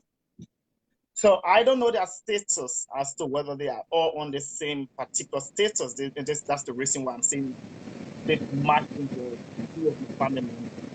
Okay. But it's really frustrating. Do you understand? To see that people are back, people get sent abroad in good faith to go and be educated, to come back, and then you find out that you are somehow being sold. When I say sold, I think you got to fend for yourself. Yeah. Morocco is a foreign country. Number one, language is different. French, if I'm correct. Then you have Arabic, coupled with English. Yeah. So you are there as an international student, and you know, and I know that when you are a student, you literally don't have, or basically don't have those rights to work full time. So with the experience that we have here in the United Kingdom. So as a student, for example, you're allowed to work up to 16 hours. Yeah. Now, I don't know how it works in Morocco. Now, if they did have time to work, what time do you have to work and then study? And one of the perception of our people back home is that once you are abroad, that means you have money. So take, for example, there might be pressure on them as well from other family members. Oh, when the government gave you something, try to send something for us. And now they are caught up in this situation where they have nowhere to turn to. No. I have had my nieces contacting me, but I've not been able to get back to them because of my busy schedule. And if they are listening, I'm not ignoring them. But as we all know, things are hard everywhere. We got to fend for ourselves over here before we can help fend, and before we can fend for other people. And if your bills are not sorted, you can't sort someone else's bills out because the situation in this country is very different. You know, so I'm very worried. I'm concerned. I think, and my suggestion to the government would be to try to send something for these students. Do you understand? They've done this in good faith, and I'm just reminding them to continue to do this good job that they've already started. Otherwise, you know, I know, a situation can lead you into doing what you don't favor doing. And Morocco being a foreign country, where are they going to go tonight? If their own homeland embassy cannot host them, I'm concerned. I'm worried. Where are they going to go? You understand?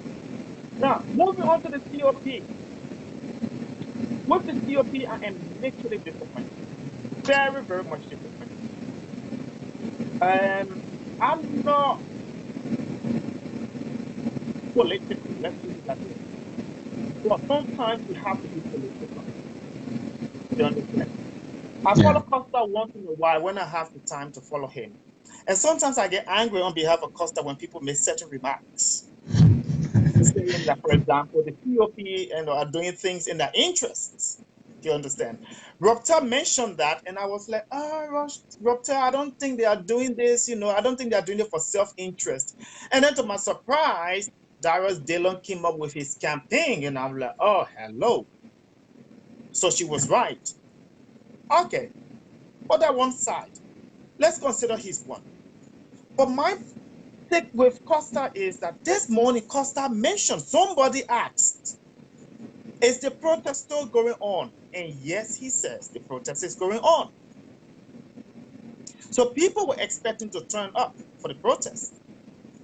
And from the way Costa presented himself this morning, I had doubt. You know, you get this kind of instance where you feel like this is not right. Somehow something is not right. And so with the belief that this process is going to happen, and then I tuned into another station, it was KMTV, and Liberians are being turned away. So since you are here with me on the live video. Let me see what I can talk to the guy on the phone. I don't know where he's coming from. No, okay, let's hear from you. Your name and where you calling from? Yeah, I'm watching calling from Minnesota, United States. Okay, let's hear from you quickly. What are your concerns about the issue we have on the table to this as we're discussing now, before we can go back to Soklo on the video? Yeah, the issue that the concern I have about people in the streets in Liberia, we Liberians, we have to carry the change in Liberia instead of creating chaos. You know, our country It's not a place that we should just, you know, be to kind of promote war-torn mentality in that country. Everything we got to get in the street. Every time we got to get in the street, every time we get in the street. People are tired with our behavior all around the world. You know, every day problem, everyday problem. So, Liberia, we have to be responsible. You know, we got to be responsible. You know, because of I mean, if somebody's emotionally feeling something, you got to go and express your emotion in the street. I mean, it's not a good behavior for Liberians. No matter what happens, we have to present good image in the world. We have to get back to the soil and start working hard. Nobody expects. I mean, even Matt, you're in England there. They are not giving anything free there. Nope. So what are you trying to say? Are you trying to say that I mean, there's no need to for citizens to protest and maybe ask for a change, or for government to work in their interest?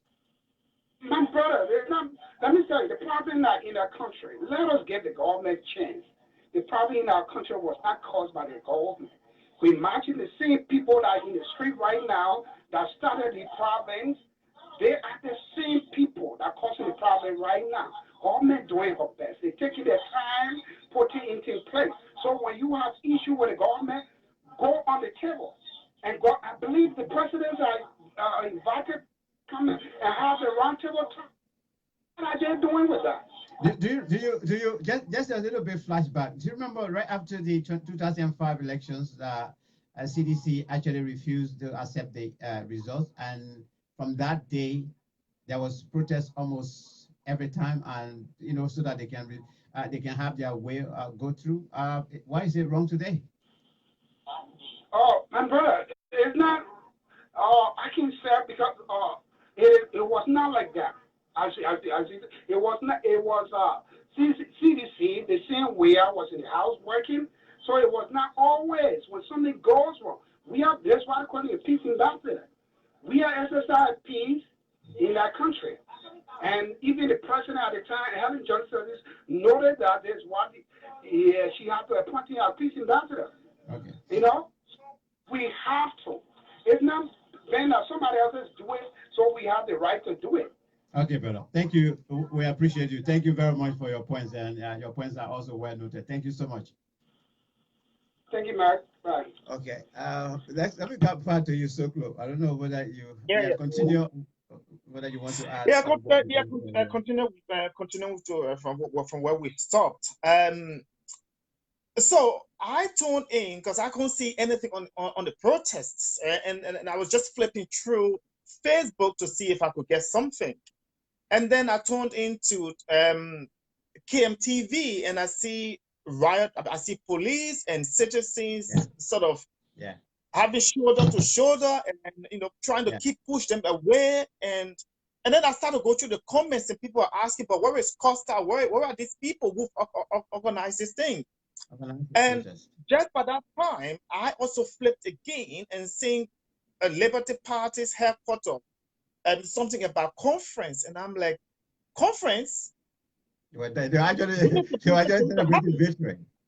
Yeah, and then Costa comes on and makes this speech that they are going to wait on NEC, the Elections Commission, to get preliminary results before they can go to the protest. And as a result of that, they've already asked their supporters to come over to Liberty Party's headquarters.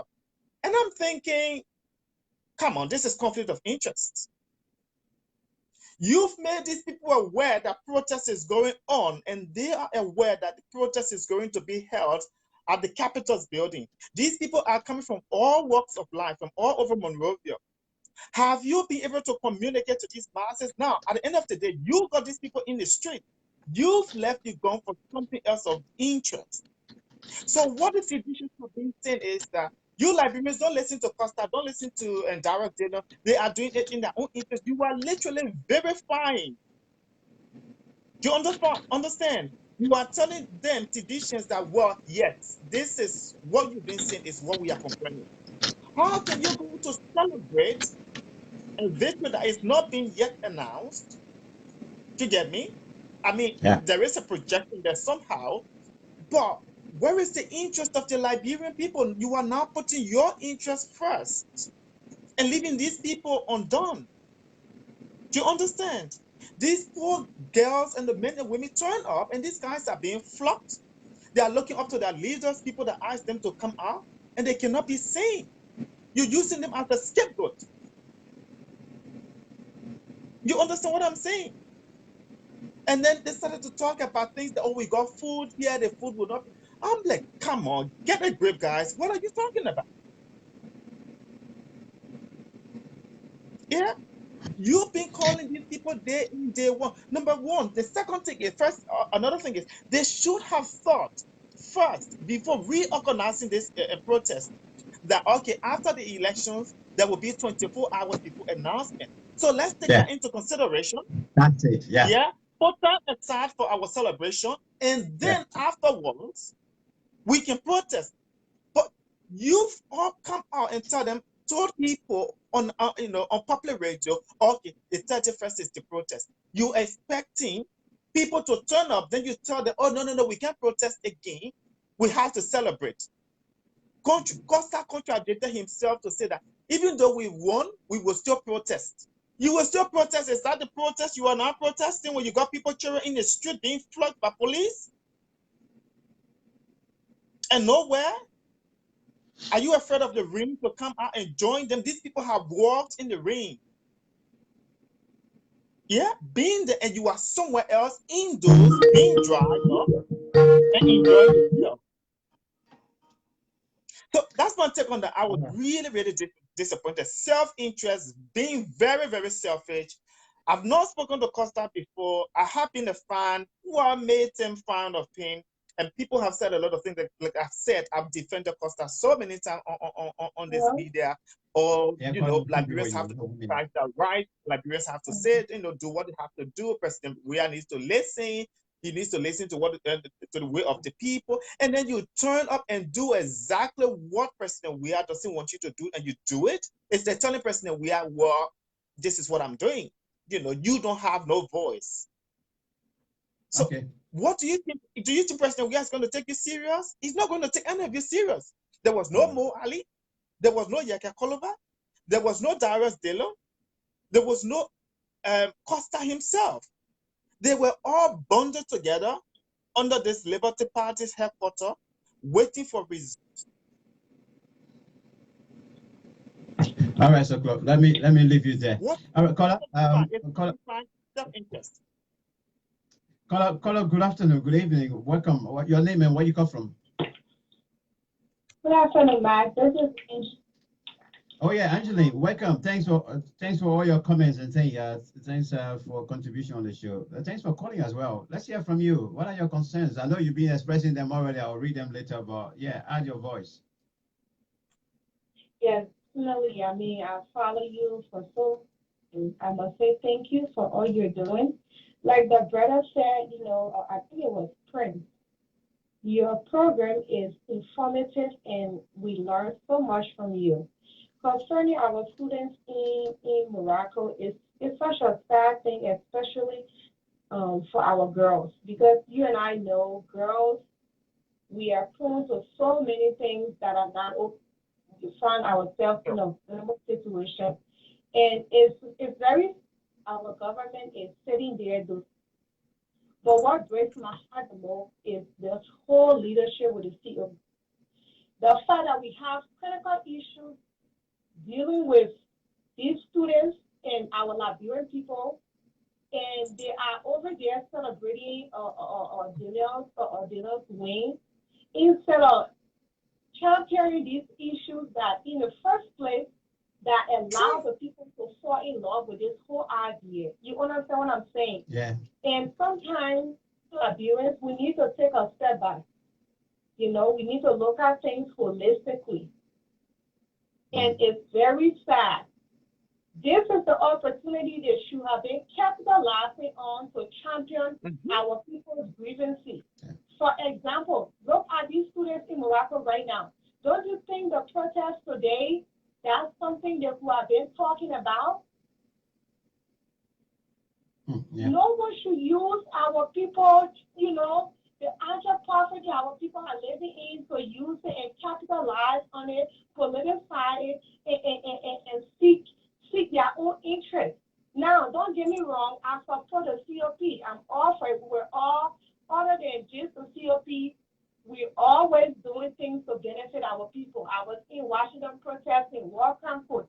But sometimes, my brother, you like Prince said, we have to and look at the faces. The people that are in front of all these things to see what are their motives, what are their objectives.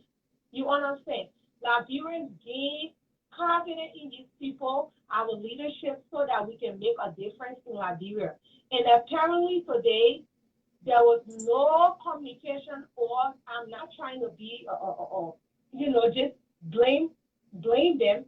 But obviously, it's clear there was a glitch, either there was a glitch in communication, or something is going on that we, the public, we are not aware of. And it is it's sad. It's very sad. Okay. People were beaten today, taken to police cells, or people got hurt. I even saw a guy sitting down on the floor. He was kneeling down. He knelt down with plastic, I believe, in his hand. He said, one other kid, I was in it. Because the police, I don't know, they sprayed tear gas or they hurt the boy, and Yaka Kaliba had to take him to the hospital. Why? Why use other people's downfall to gain whatever you want to gain? I'm just saying, there's a possibility. We need to take a step back. The confidence in Liberian people entrusted in the COP, they need to go back to the drawing table, the leadership, basically, and identify their goals. They need to be objective and stay to the plan. Coming back to that, Matt, during the June 7 protest, when they used that opportunity to announce candidacy or literally talk to encouraging the people he look forward to their vote. I'm a person who, when things happening, I sit back and I observe. That really, it was like you know, I took a step back. That was not the place to go talk about voting and encouraging the people. We went there to protest. You understand what I'm saying? Yeah. And looking back at what happened today, instead of protesting, people went to the headquarters party and dancing, jubilating. It had me thinking, is this all this about what's going on? So all I want to say, I don't want to hold your line too much, my dear. But you're saying a sensible thing. Go ahead. Yes, you're a part of the leadership. I don't know if you're aware, but I remember that moment and it stuck out to me. Using that platform at that time to talk about the upcoming campaign. We were all aware of it. We knew that he already threw his heart in the bed he was running. So I don't think it was appropriate or it was the time to use to talk about the upcoming by-election. But today had me going back, like I keep having a flashback with everything that happened today. Why are we celebrating? Why are we not talking about the children that are in Morocco? Are we here to talk about the problems our people going through?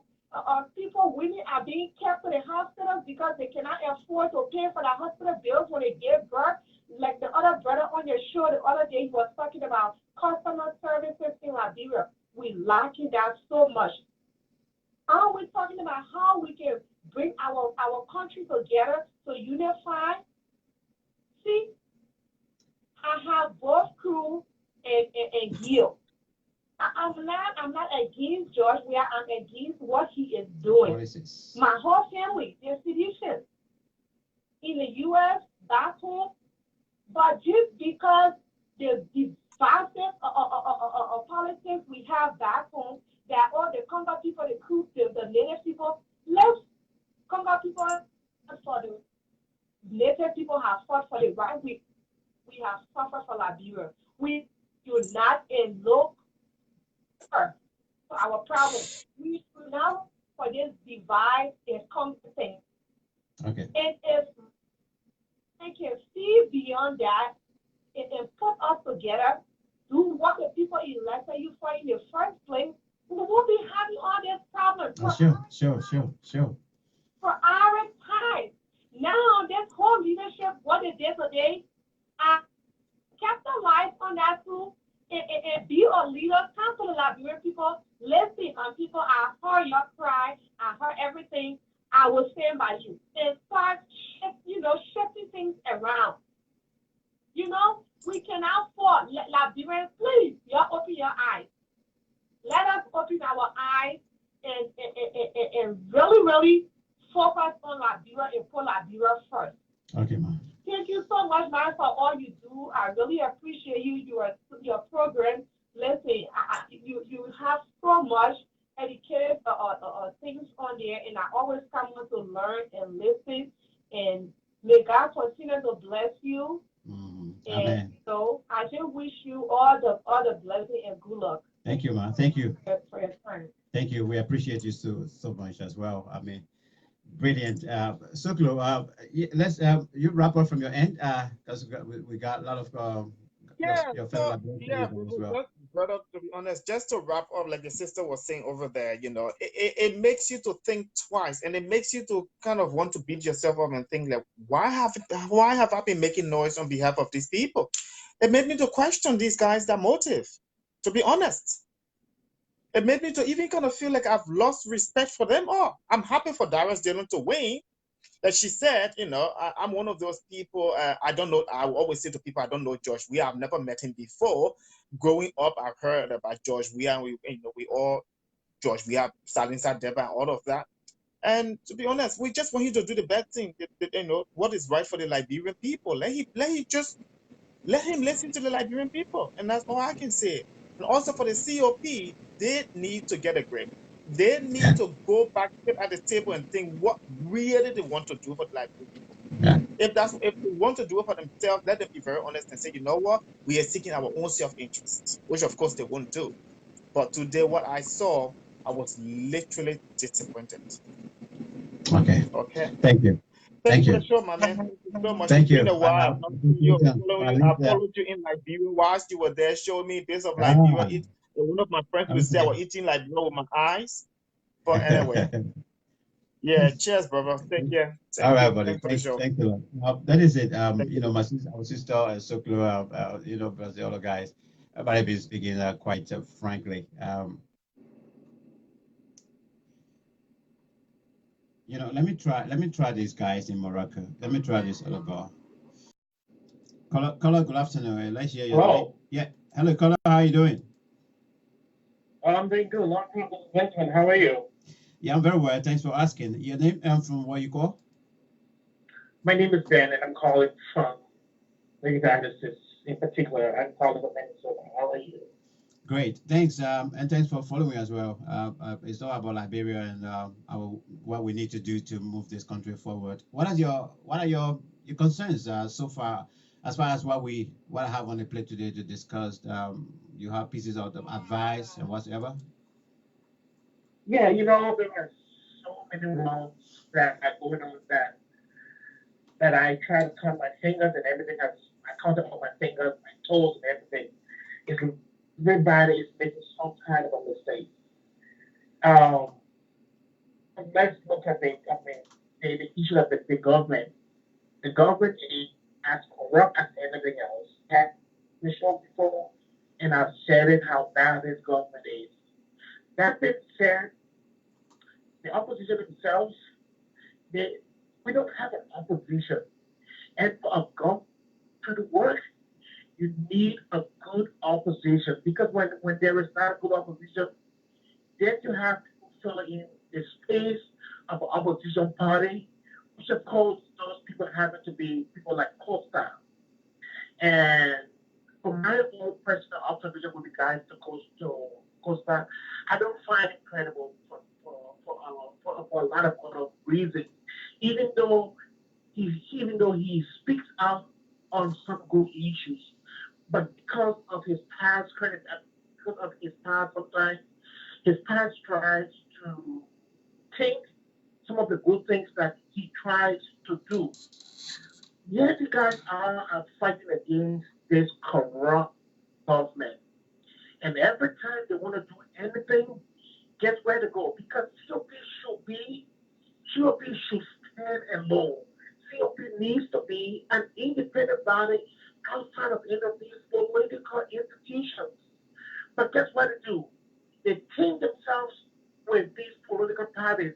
As a result, the government sees all of them to be the same. So the government sees that all the people are the same. And that's not how it should be. If you want to be an independent body, you should be able to stand by yourself. You should not go to Liberal government to Liberal. Even if you support a candidate from the Liberal Party, you should have the meeting and discuss your issues outside of these political party institutions. Because then the government say that, oh, these other people are still fighting for it because the election that they did not win. You know, and I would just wish that they will revive themselves to see how well they can stand on their own. And today again they did another thing that I shook my head and I said, oh my God, here goes the COP again. The COP said today we have been a rally, but guess what happened? They did not even inform a lot of those kids who went through the rain this morning and were arrested. Now, what that tells me is that because, yes, they got a little bit of power through the law. And so now that they got power, they have abandoned their people. So what that tells, these are some of the things who have been critical. I've always said that these people do not have our people at heart. It is just about their self-interest. Because it is what for the people that who have, even if they have the cancer that protest today, they will have communicated to the people. Sure. Yeah, definitely, yes. So right, it's like, look, guys, we're not doing anything. And they allow those kids to go out there vulnerable. Those kids were vulnerable on their own. And then why those children were in jail? Guess what? He came on air and said, oh, everybody should come to the Liberty Party grounds, come in there and then get food. And our leader will be speaking. Even if it is not for their personal gain, all of the interests that are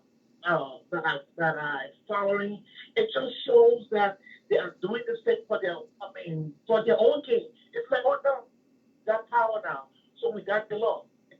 So is that it? Oh, you told us you were people, and if this must be for the people, you should do it for the people, but do not do it with self gratification. That is where sometimes I have a little bit of problem with the COP. And our government is also so disgraceful. Look at those kids in Morocco, man. Look at those kids in Morocco. It is just so disheartening. Those babies over there, you just leave them at the hands of foreign government, and the ambassador would not even come out to even talk to them. What kind of country do we have? Those who said, oh, look, we need to celebrate our independence, but we can't be independent and then have this kind of thing going on. Tell me again, my brother. Tell me again and tell them again. It is sad. It is not that we send these kids out to go ski. We send them out to go and acquire education. But because I'm quite sure that those who are educated, they're not going to vote for something. They will make some of these crazy decisions that they are making. So they want to do everything to get our people uneducated so that they can remain in power. We once said it was the Congo people, but guess what now? Who's winning? It is the culture people now who are doing it to our own selves. And it's a shame. It is a shame. Some of us sometimes talk for this government. Sometimes, I talk with them when they do the right thing, but sometimes when you see the track record, it's nothing you can eat. I listened to Jefferson Koji before that riot. Jefferson Koji needs to be in jail. He incited I mean, even though the Liberia people were having their stuff in their own compound, doing their own thing. Come on, man. I think we need to grow up. Thank you, Chief. Yeah. Thank you. Thank you. We appreciate you so much. Thank you very much. You spoke quite frankly as well. I'm going to see whether I can go back to Morocco. I'm trying to get John, but the call isn't going through. I don't know for what reason, but I want to see if I can call him direct. If he's on, we want to know what is happening right now in Morocco with them. Let me see if I can dial his number and call him direct. Let's hope we can get him, since we can get him via the video.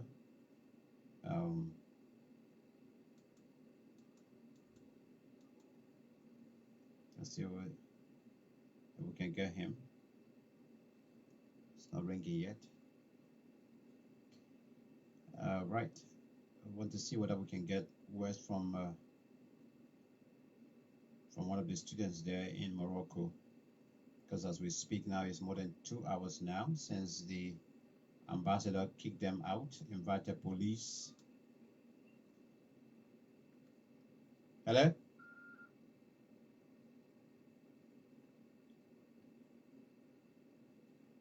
Okay, I think it's not going through yet. Let me try again. See if we can speak to John. Let's get some update, because there are some people who are actually on the platform here. They've been inboxing me and telling me that they have relatives there, and they're trying to reach them. They can't. Their numbers are, their phones are not ringing. But I just want to remind you, when John was speaking to us,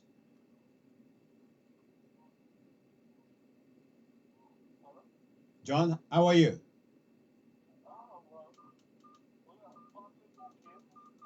John, I'm speaking. You are on live. I'm trying to get you on video, but it's not going through. You are on live. What is the situation now in with you guys in Morocco?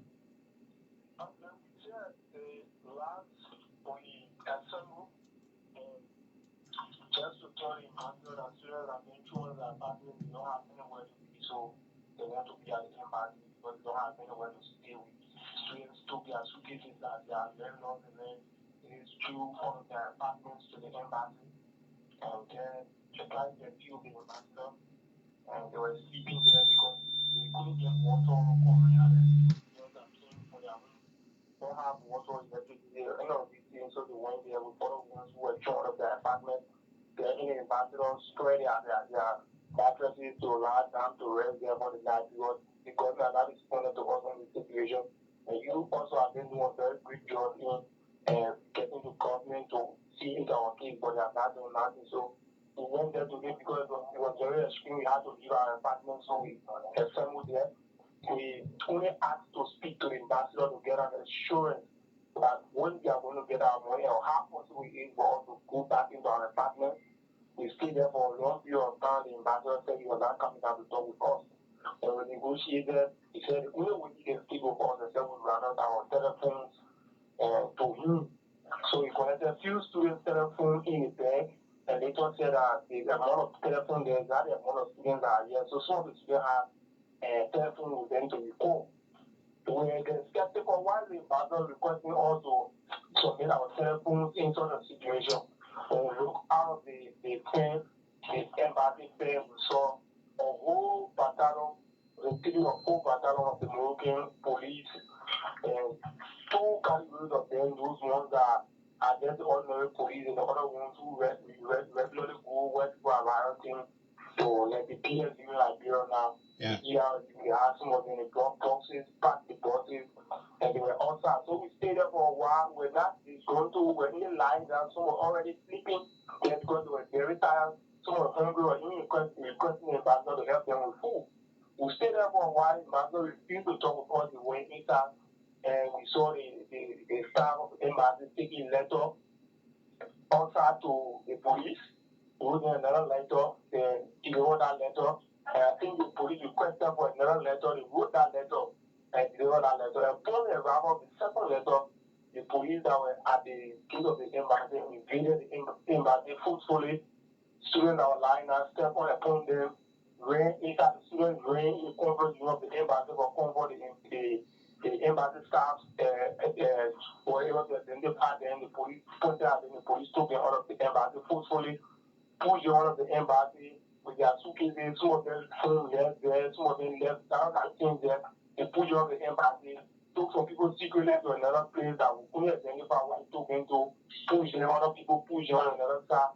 And all of the students were head scattered for a period of time. They left there to control our movement, were in certain position, we couldn't find our way in. We had to be searching for one another in that kind of call you on a bad deal. And that was the situation where hopefully we're able to get some of the comments that we saw, and then we told them, and some of them have worked to stop with some of our friends, so that we hope that this issue can be handled, because parents called today at the embassy. Parents were crying about the situation at in Morocco, currently seeing their kids in their suitcases sleeping in a cool, and hearing news of military individuals invading the embassy. The instruction of the ambassador was actually very sad for us today. Some of our girls children were bombarding nobody's police because they came in with a letter that they granted them the legitimacy to invade the embassy. It was upon that letter that they came in, so it's very sad. We try to see how guys can get somewhere to be now to wrestle and be able to see how we can talk to other police to ensure that they are doing well. All right, John. What I will do is that I will make sure that I will talk with my colleagues, one or two radio stations tomorrow morning. You will be able to speak to them as well and share these views with our people back home in Liberia tomorrow morning. Okay? Exactly. I can see some of the pictures, even some of the pictures of police harassing students. I can see some of the pictures. Yeah, definitely. Yeah. Just drop it in my inbox. I will do other stuff in terms of what will make you what will make it possible for you to call tomorrow to the numbers. I'll give you some numbers tomorrow. You will call and you will speak on the show last night. But so all of the time you guys being there today, the embassy or the ambassador did not give you guys water or food to eat? Nothing given. We went upstairs to the ambassador to talk, because when we came with some of the ambassadors, we wanted to talk with the dealer. So we went upstairs to talk with the ambassador. When I went there, the ambassador explained to me his office, said a lot of things. Later, the ambassador called the Minister of Education when I brought the Minister of Education called and said that they are making arrangements to get money for further measures to send students back to Liberia. So another student there who is 16 years old, out of Ocean, when you took us on Liberia, we're about to enter the university because we do what we got a lot of opportunities on your university. So why would you waste our time now and you are telling us you are about to take us away, to take us back to Liberia? All the time we're saying here, except there is an engagement that doing according to found out we saw the neighborhood have been able to send us back to Liberia. So we stayed there a long time in Basel there. You're going to give us money to buy food to eat on one agreement. If we leave the premises of the embassy, and we told the ambassador, you cannot give us money to leave the premises of the embassy because you have almost 50 students down there today lying down. Don't have able to be. The money you're going to give is very little to sustain every student on the boat and even in apartment. All we want you to do, talk with senior government officials back. Let us get an assurance when we are going to come back here to receive our allowances. Because if you get on chicken and say that, just we are not willing to leave, we want to see the embassy, and that's going to be done. So we left there about 6-7 hours. 7 morning, we went there, we left there, we stayed there. Some students were sleeping on the police came on route to us after the letter given to them, invaded the embassy. So some of our students, they left. Some of them took them to areas, gathered them, barricaded some of the students, the Moroccan police. So that's the situation. If you offer anything to eat or to drink, you saw the last video where students were on the street, moving with their suitcases. Some of them moving around, talking about we are hungry, we don't have anything to eat. Where will we go? The embassy has shown all of their premises. Where can we go? The police is instructing you to go in certain directions. They don't want you to come out near the embassy. So even tomorrow, if we were to go to the embassy again to engage in diplomatically to settle things or roundtable discussion, the ambassador again will be called police. So we cannot go to the embassy any longer to talk with the background concerning because any of them will be able to be a resident in the embassy. So we don't take the key to go to the embassy. And then long also, we don't do the situation, we can't account for some of our young children, we can't account for some of our guys, we don't know what they are saying to in a very soon as possible time. So this is a very sad situation. All right, John. Let's continue the awareness that perhaps if you guys can go back to that embassy, your parents back home and advocates and social justice advocates, they all can get into this thing and try to find an amicable solution. But on this note, let me leave you now. I will call you back tomorrow morning to check on you. Okay, sir. Thank you so much. I really appreciate it. No problem. All right. Now, this is it again.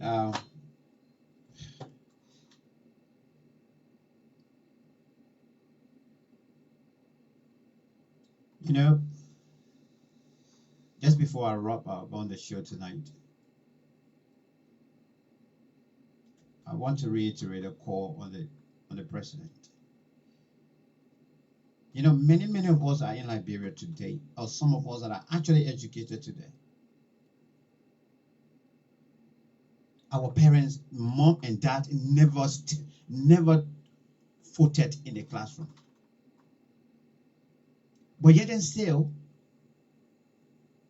they took education to be serious. Yeah, yes. Some of you on the platform, you can attest to that. That many of us that are right here on the platform today, we know very, very well that mom and dad never one day voted in a classroom. But yet and still, they sacrificed. They went and planted better bowls, okra. They went and harvested coffee and cocoa. They went in the dry land and the wetland. And of course, all in a quest of giving us support. That they value education. I want my child to be educated. Now, if other people are doing this for their children, what about my child too? Now, I guess, President William, I want to believe as well, your mom and dad did similar for you. And some of us as well, due to our own maybe cleverness, like how these children are right now in Morocco, we were awarded scholarships and we left Liberia. We went and learned. Some of the guys that are in the government today, majority of them benefited from the government-sponsored scholarship. Mr. President, for me, I can't go on the educational side to question your education or your educational qualification. But as far as I know, you are educated. You know that education is important, right? Remember 2005 or before then? The people rejected you on the basis of education. But what did you do? So where you went back to school, you said, well, let me go. Well, accordingly, you went to school, you went back, and acquired some formal education and qualification. You attached value to it. Mr. President, these children are our children.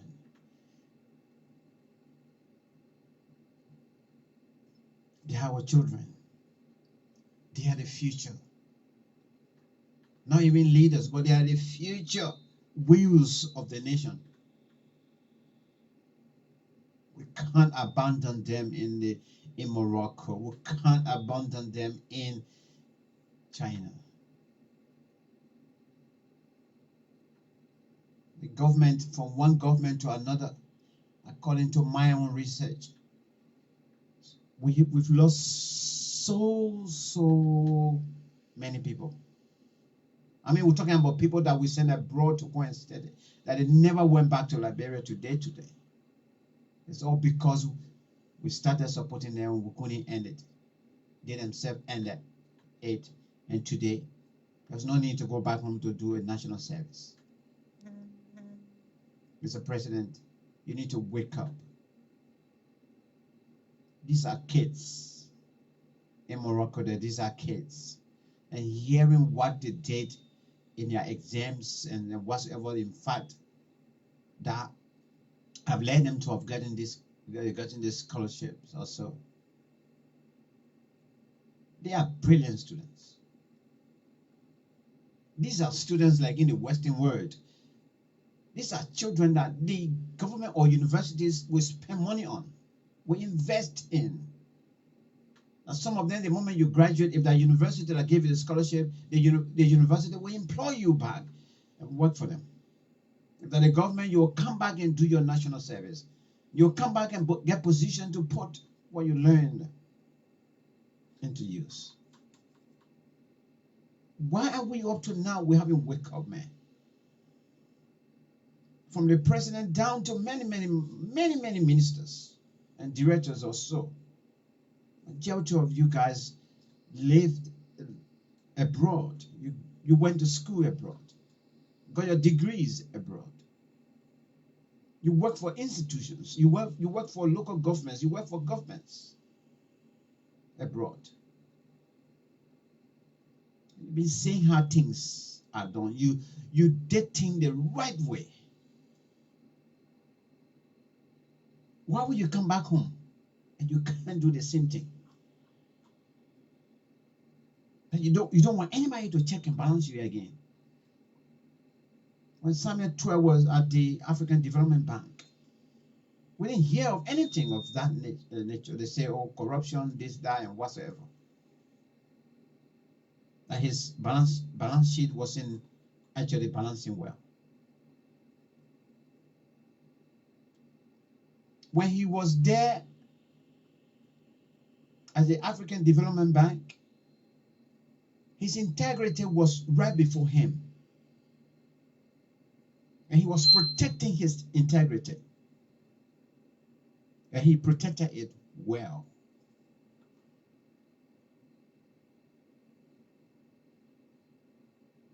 Why are you back home now? In your own country, that you're even supposed to put 110% in ensuring that those skills that you acquired from the African Development Bank can be transferable as a finance minister of the Republic of Liberia, and then be productive so that the people, your country, can enjoy. Why? $25 million mop up excess money. You didn't do that for the African Development Bank. You never ever advised any country to have taken such a step and tell them, say, the only way you will be able to fight your economy and bring your economy to tight is the $50 million, just go and give it to money exchanger in the street. I guess Samuel Tuer never gave Nigeria that kind of advice. Samuel Tuer, working at the African Development Bank, didn't give Africans that advice. No, he never gave Ghana that advice. That the only way you can balance your financial standing as a nation is for you to take huge amount of money, go and give to money exchanger in the street. So why will you bring that back home in your own country? Samuel Tuer, why?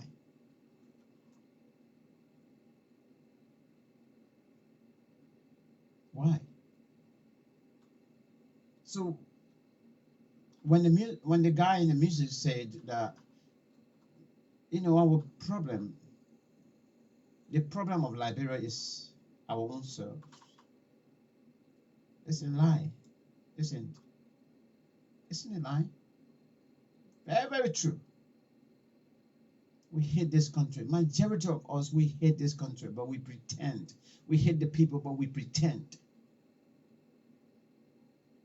We start pretending from the day we want that position. From the day we want to be elected. From the day we want to be appointed. We will pretend that we are angels. We are saviors. We are the only people that can go and save the nation. And then by the time we get there, it's over. You disconnect yourself with the people. You disconnect yourself with the community. You disconnect yourself with everybody. Yesterday, people were seeing you in your clean window glasses of car, or so you walking around, you're speaking to people. But today, the moment you are elected, your car is tinted. You no longer want to be seen by the very people who elected you. The people that gave you the power.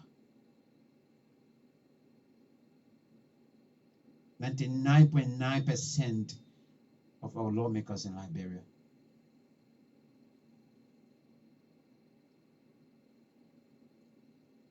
Their cars are all tinted.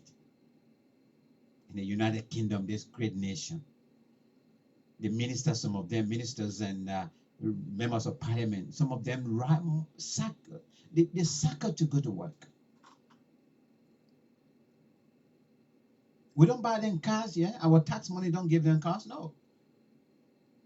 You want the position? You go through your party accepts you, you run for it, and whatever, it left for you. You want to build a website that is all about you. You have to promote yourself. The party will not buy you car. The Republic, that's not the Republic. The United Kingdom government will not buy you car. No way. Anyhow you want to go to work, you have to go to work. Just go to work, that's all.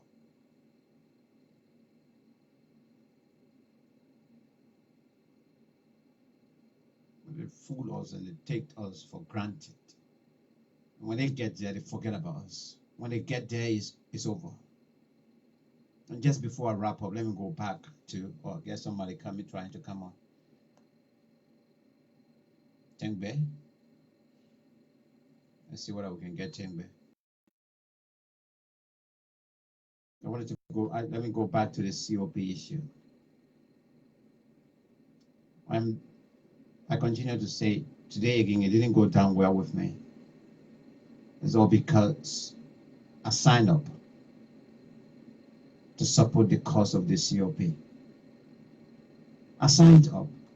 That's why June 7, under our organization, the Justice Forum Liberia, in my own personal pocket, I took money and sent to Liberia, and we bought t-shirts and we printed them, and we gave it to people free that day, just to increase the number, to increase the uniformity. I did that because I want to change. I want to call President Taylor President Weah to book. I want to remind him that things are not okay, that all is not well. Oh, what happened? It said declined. Let me try again. What happened, Tengbe? I don't know, because, okay. I spent my money because I initially, up to now, I partially tried to still have hope in it. But I knew from the beginning, not I knew, but later on, right at the onset, things started going wrong. I think it was 3 days to June 7th. 3 days.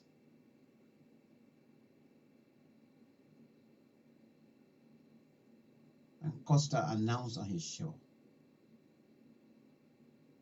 and told us that he wanted to be president.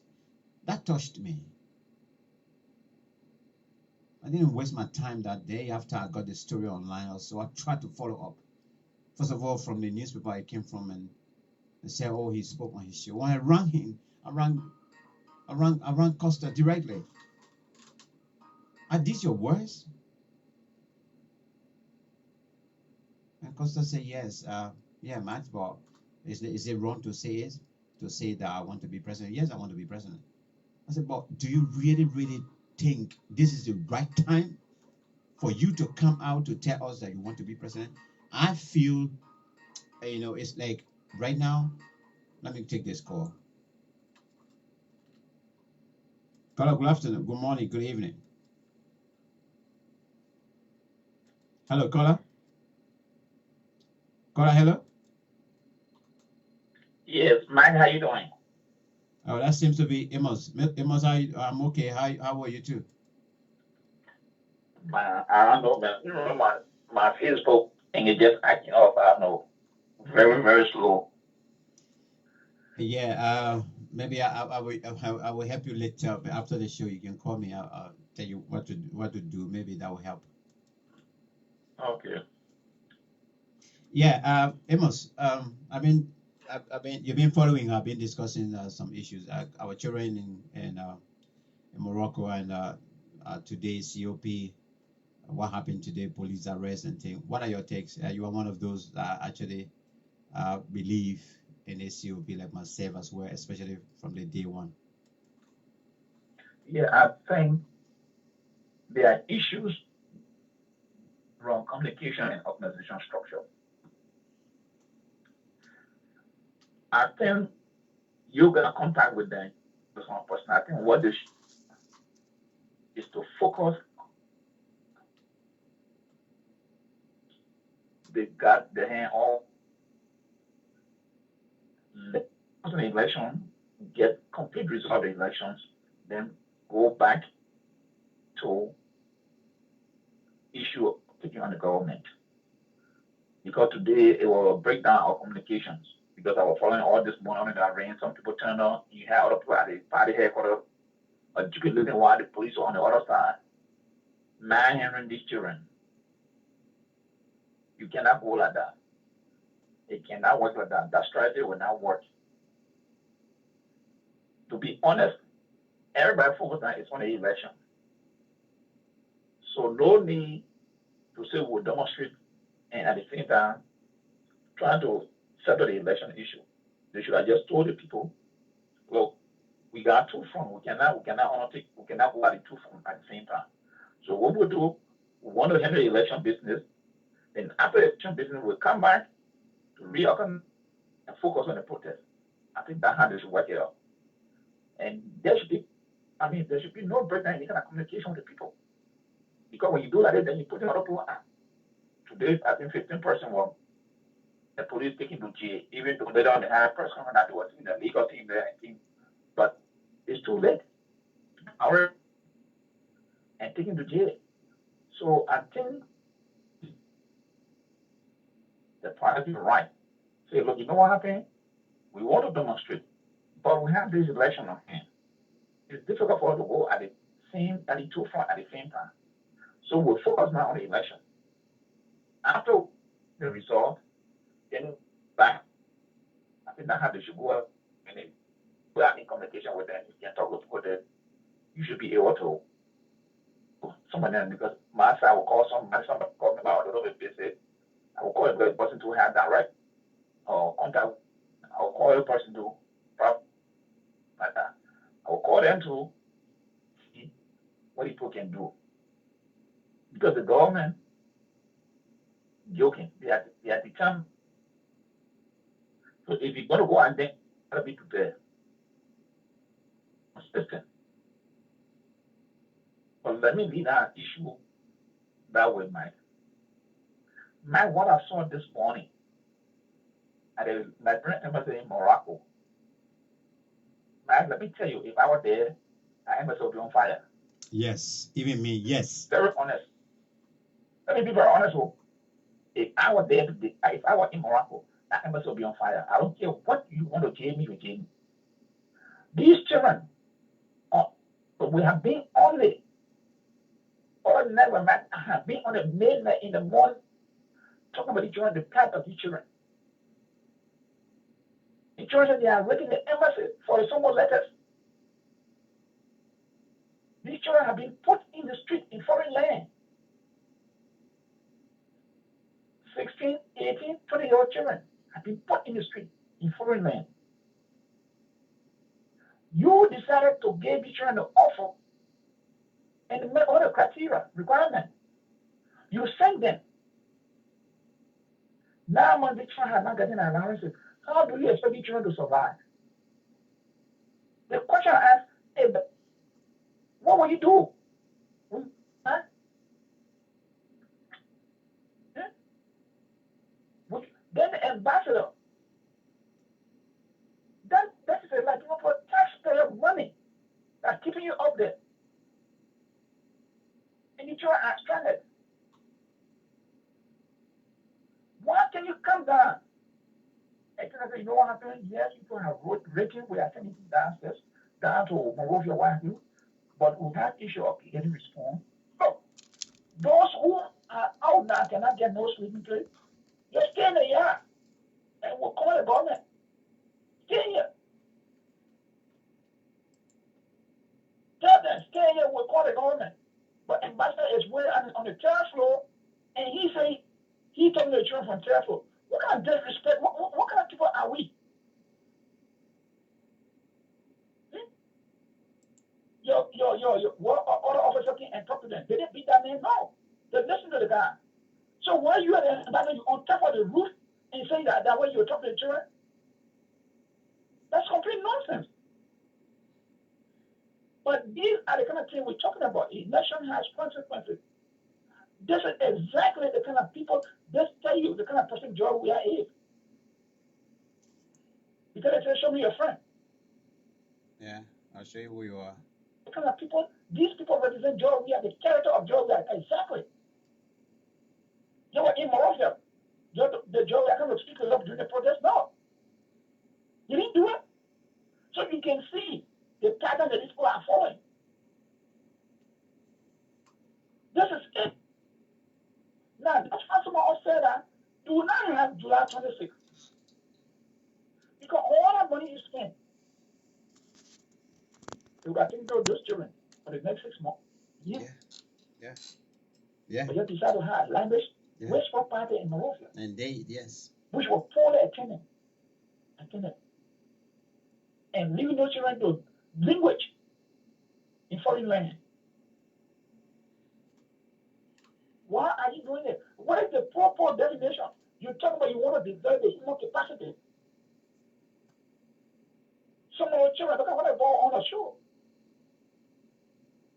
He's really a master now. Tell him he can build a dam, water net from the scratch to finish. Who says you're in Morocco? That's not the whole thing. Why the ambassador seizing the children's phone? Which is very wrong. Told the children that they must get their phone. Very wrong. And then I said, I don't know what we're going through the children's mind. To even the slacker decision to hand my phone to our ambassador who refused to come to talk to us. Call the police on the children. Can you imagine that? These are Liberians in desperation going to you in foreign land to see the plight. They have been profiled in the street. But you got the audacity to call police on them in Morocco. Very wrong. Who paying you? Very, very wrong. Who paying you? The children did not go, they didn't break one glass in the embassy yard. Why are you calling police on them? Confiscating their phone. For what? Look, my from here I would say, we all take the ball bags from the garage, put it for the door. Caller, please, let's Amos finish. We'll bring you in. You know, we all do not encourage violence, nor condone violence. But I say, to me personally, they are in Morocco after bad gas to say that embassy on fire. Me go to jail. All right, Amos. Why you keeping those around that? So, Maglo, in reality, this is why we continue to say. But many times when we're talking, the person we don't like the government. We want to critique the government. We hate the government. But that is a clear example. Send people, children to foreign land, they have better way of requirement. Now, on your side, you don't want to be the way of nobody. You got them in the street. And if you follow those children, the explanation here, how the Moroccan police even have gone and arrested some of them, jailed some of them before, because they were in the street. And over 3 weeks, this thing would all have been on different platforms. Where is the Minister of Information? Where is the Minister of Education?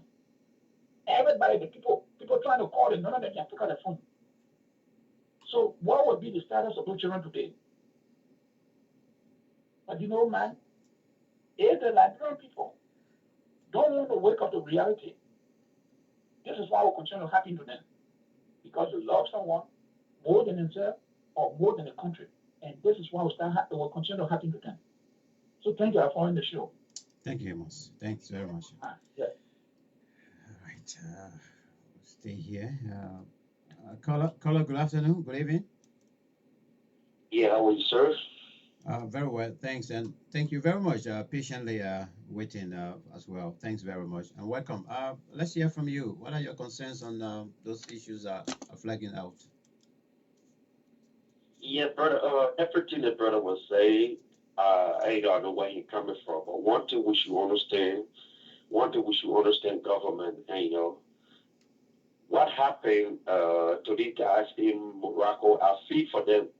And I pity their condition, but in other way too, you got to look at government.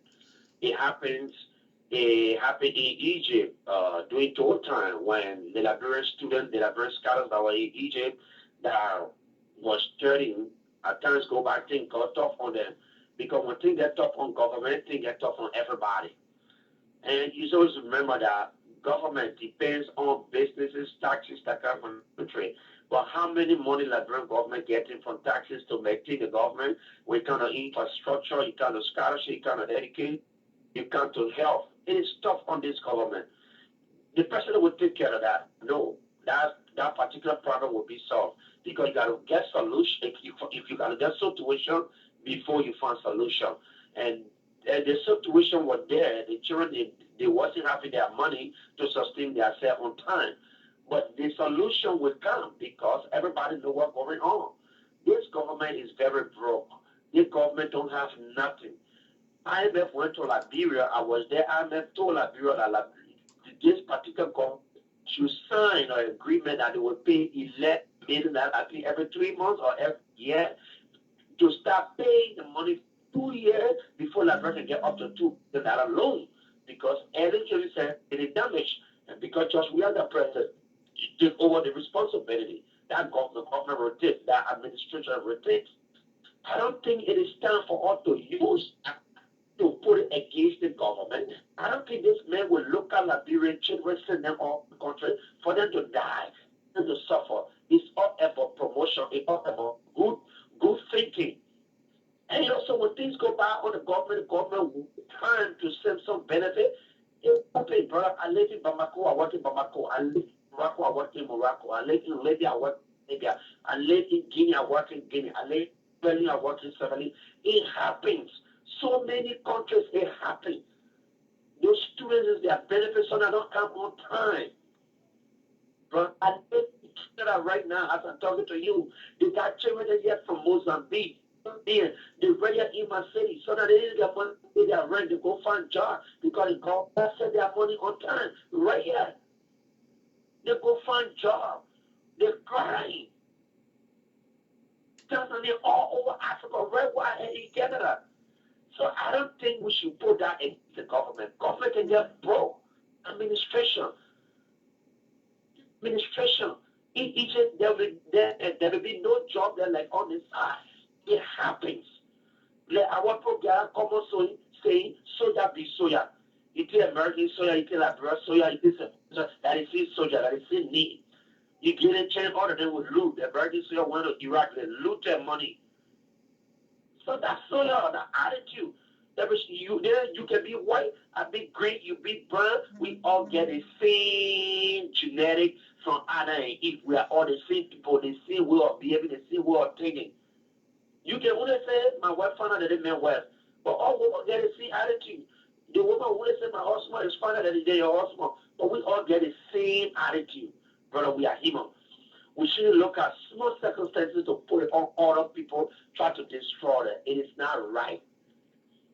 Brother, I travel, I work, I'm a foreign service worker. I don't want to work again. I work almost all over the world, brother. We see those type of things. We see other country children that come to our embassy to live for the meantime because nothing doing. Some of them are war in their country. We must see, so we shouldn't just put it on other precedent. I live right here in the West. Nigerian children, the presidents, the government send them on scholarship. They don't even get their money on time. They eat war by working here. Nothing doing.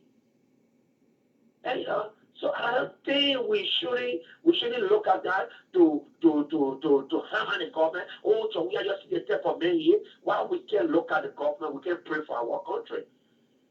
You understand? They support any government can never go out. Any Jeffrey NGO, any was getting the Liberian economy was receiving 850 million United States dollars. Man who never went to school just travel or making $1,000, $2,000 US. All those people gone. And they were maintaining those people in Liberia because she was afraid. She never had security. She never trusted the police, all these people that are using all the money, the International Community Center Liberia. She gave it back to them. Because all the people, all the time, they were Liberia, and they were contributing. Don't understand, brother. All right, you done? To understand that government can get broke. I live in Canada. I live in the States for so many years before moving to Canada. So the things happen. I live in Ohio. I used to see Nigeria, Ethiopian children there. Government said there's no money. No money. They can't stop with us.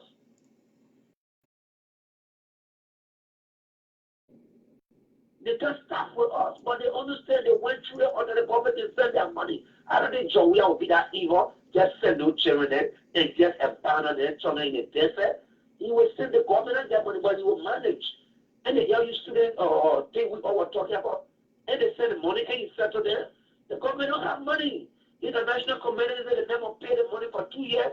They see how you do the payment, then they will increase his credit for that brother get some money. I don't manage. I don't think that would be that wicked, brother. I don't think we shouldn't take or put someone against the wall. That's someone at least he make an attempt to send the children abroad. Something that happened was in labor were working. We used to go Egypt. The Liberian children that the government said, it's on 3 months, 6 months. I was working with the foreign service. You know how we used to get our pay every 3 months before we get paid. But we're working because we love our country. So that he used to pay us. So that money pay us. In Libya. So now most of the black will work at that before he pay us. All right. So what's your advice to the children now? They should read the government of Libya of Morocco. That situation.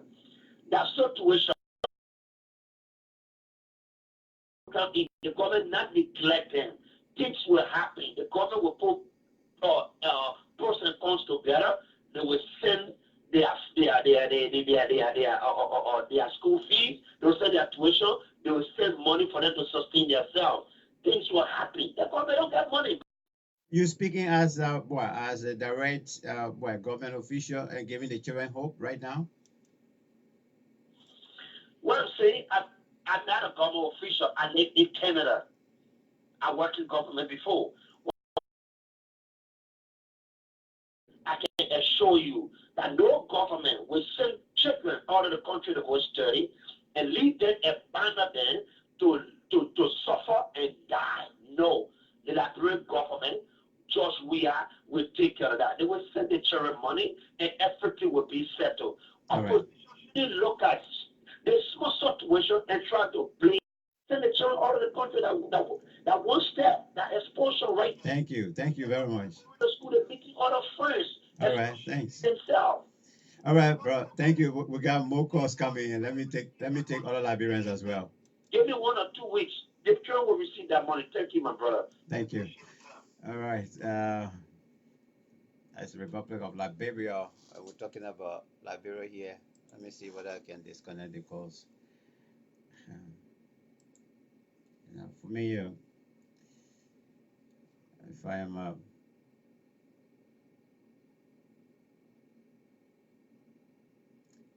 if I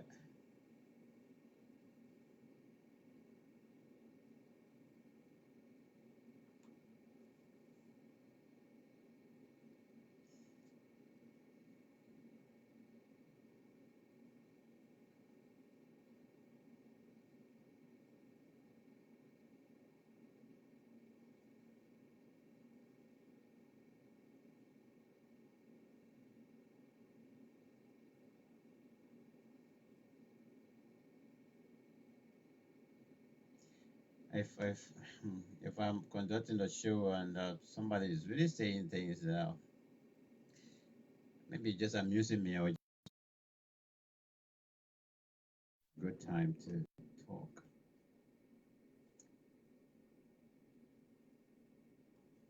Hi Tina, how are you? I just getting some report here that provisional report from NEC representatives. Let's look at the representative report. Provisional. Abu Kamara 5515, which is equal to 45.95%. Telia Ure 4540, equal to 37.89%. For the Senate, ADD, that's Dillon, 55270, equal to 53.88%. 36531, equal to 36.9%.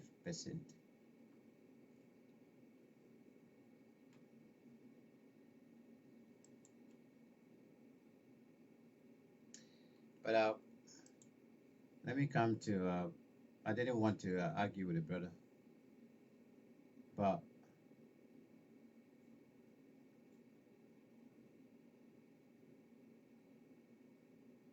let me be honest with you, my brother. I hope you're still listening.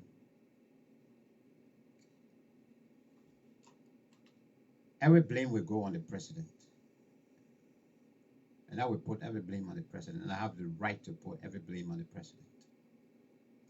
And nobody should tell me here that this government doesn't have money. Nobody. I will never believe it. I will never believe it. My brother just say here that we've traveled the world. These countries, you remember a couple of years back, we have financial crisis all over the world. People have to put in austerity measures.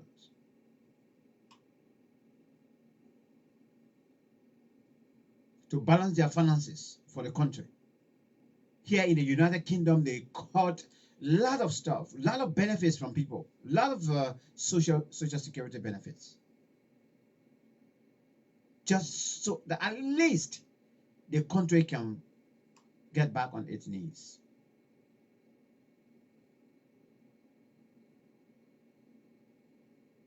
They cut even the money they were giving out to people free, that is international aid.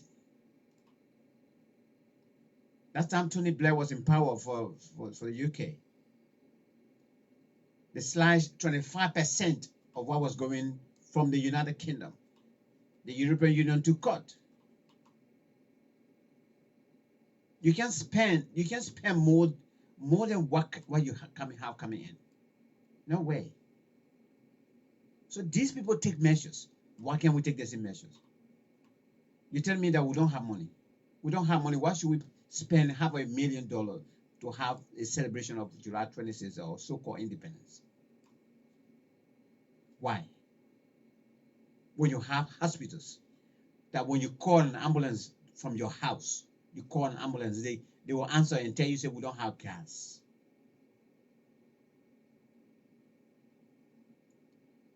That even when your relative or whosoever is, need that particular operation or surgery also, they'll tell you should pour gasoline in the generator at that hospital. And when you have all of these things going on, this children issue now, there's 10 months now, man. Come on, man. Somebody will tell me they will. No, I'm not talking about will. They've been hearing these songs long time. They will, from 1 month, they will, 2 months came. Today it has gone to 10 months. Who tell you they are not living? Their children are not living. The children are talking about sleeping outside tonight. Then somebody tell me they will. Mr. We are well. The government well.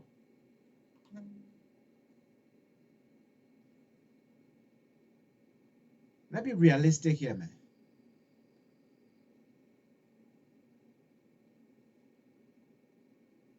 Let's be realistic.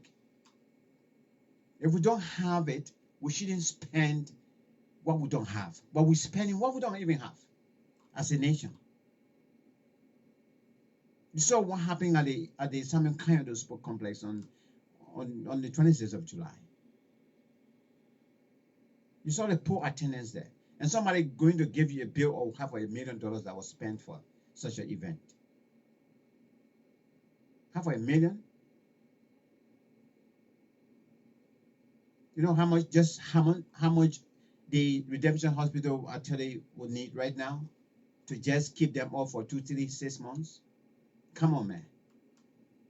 These children that have $1,000,000, let's say we're not celebrating anything, we're not going to have, okay, we got the money for this. That's why I came on, I started saying it. I said it over and over.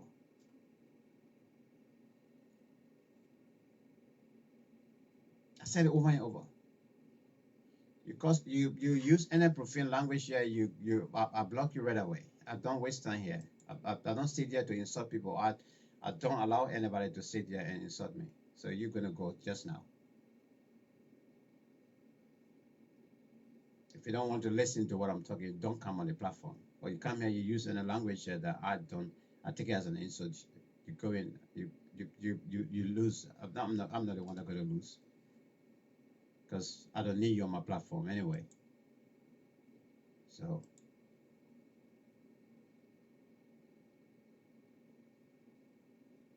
you're longer than 1980 born, you're talking about 1847.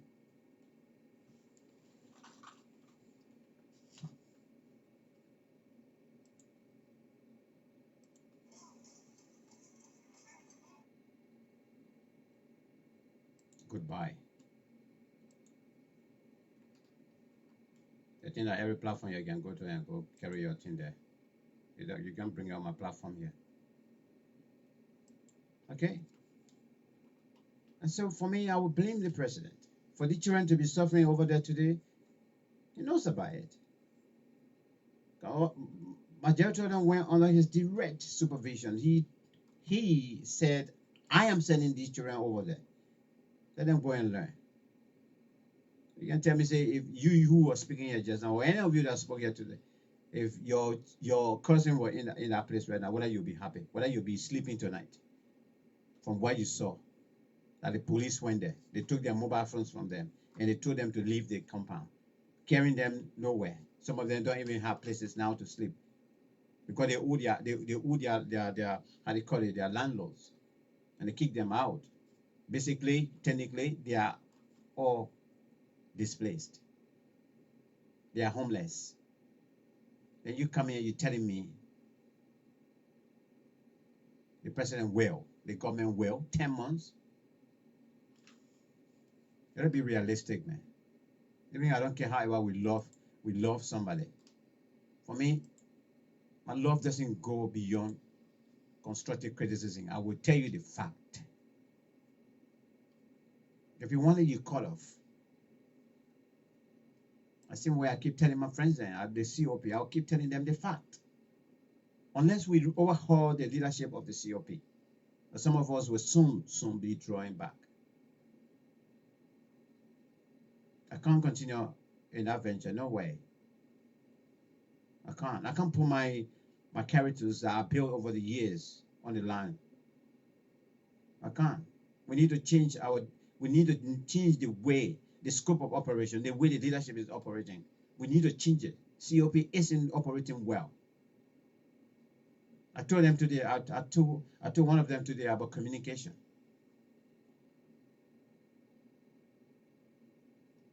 Communication needs to improve. This is not 2-3 people you are managing. You are managing the affairs of the whole people of the whole country. You must be fluent in your communication.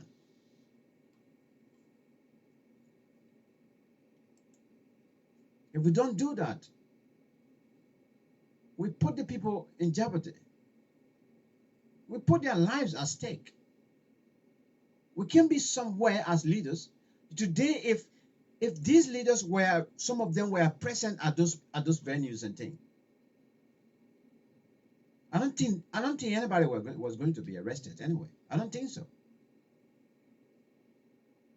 I don't think so. I bet if any of our leaders were going to be there today, those 15 people that they arrested, some of them are young people. I have some of them, their parents, even right now, they stay thinking they don't even know where their children go.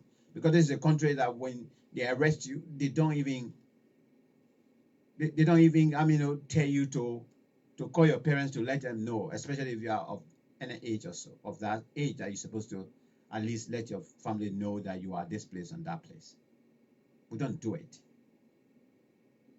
And somebody come and tell me here, what is black? I should stay say no, it is not, this is white. I'm not going to take it. I'm not. I will not. I will not. The misfortune. I mean, what's the opportunity? Somebody telling me here that it's an opportunity for exposure. Go, they must be thankful that they send them to how they call it, Morocco for exposure. And exposure? Come on, man. You heard this children's story? Most of them they came number one in their schools. In all the exams, school exams and national exams and everything. So these are brilliant students. They didn't go there for such an exposure that you can't have bread to eat. You can't even able to buy, you don't have money to buy bread to eat. The girls can't even afford $5 to go and buy something that, some essentials that they're supposed to have within every month. Then you tell me that's exposure. It's the same thing that happened when we had a scholarship to go to Cuba. We have to tell the people that no, we want to go home because our government forgot about us. All of the students that were there from different countries, these guys were living life.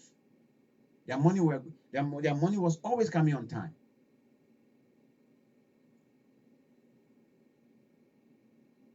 They're only us from Liberia. They forgot about us. And we play it. We didn't spend that long there. No. We didn't want to go back. And yes, that's how we got to be here today in the United Kingdom, all of us. Almost all of us. We didn't send these children there to suffer. We send them to go and learn. We should be able to cater to them. We should be able to pay whatever rent we owe their landlords or so. We should create the atmosphere for them to learn, not for them to suffer. So we're going to stop here tonight, and by the grace of God, God's willing. In fact, tomorrow I'll come back on the show, part 2 of this issue, issue about the children. I'll come tomorrow afternoon, and we'll talk more about it. Fingers, I will continue to point them. I'm not going to pull it back.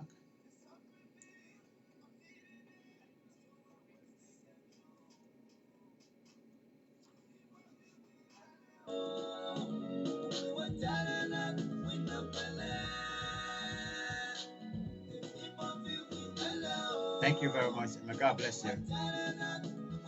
May God bless the continent of Africa and above all else. May God bless Mama Liberia. Good night.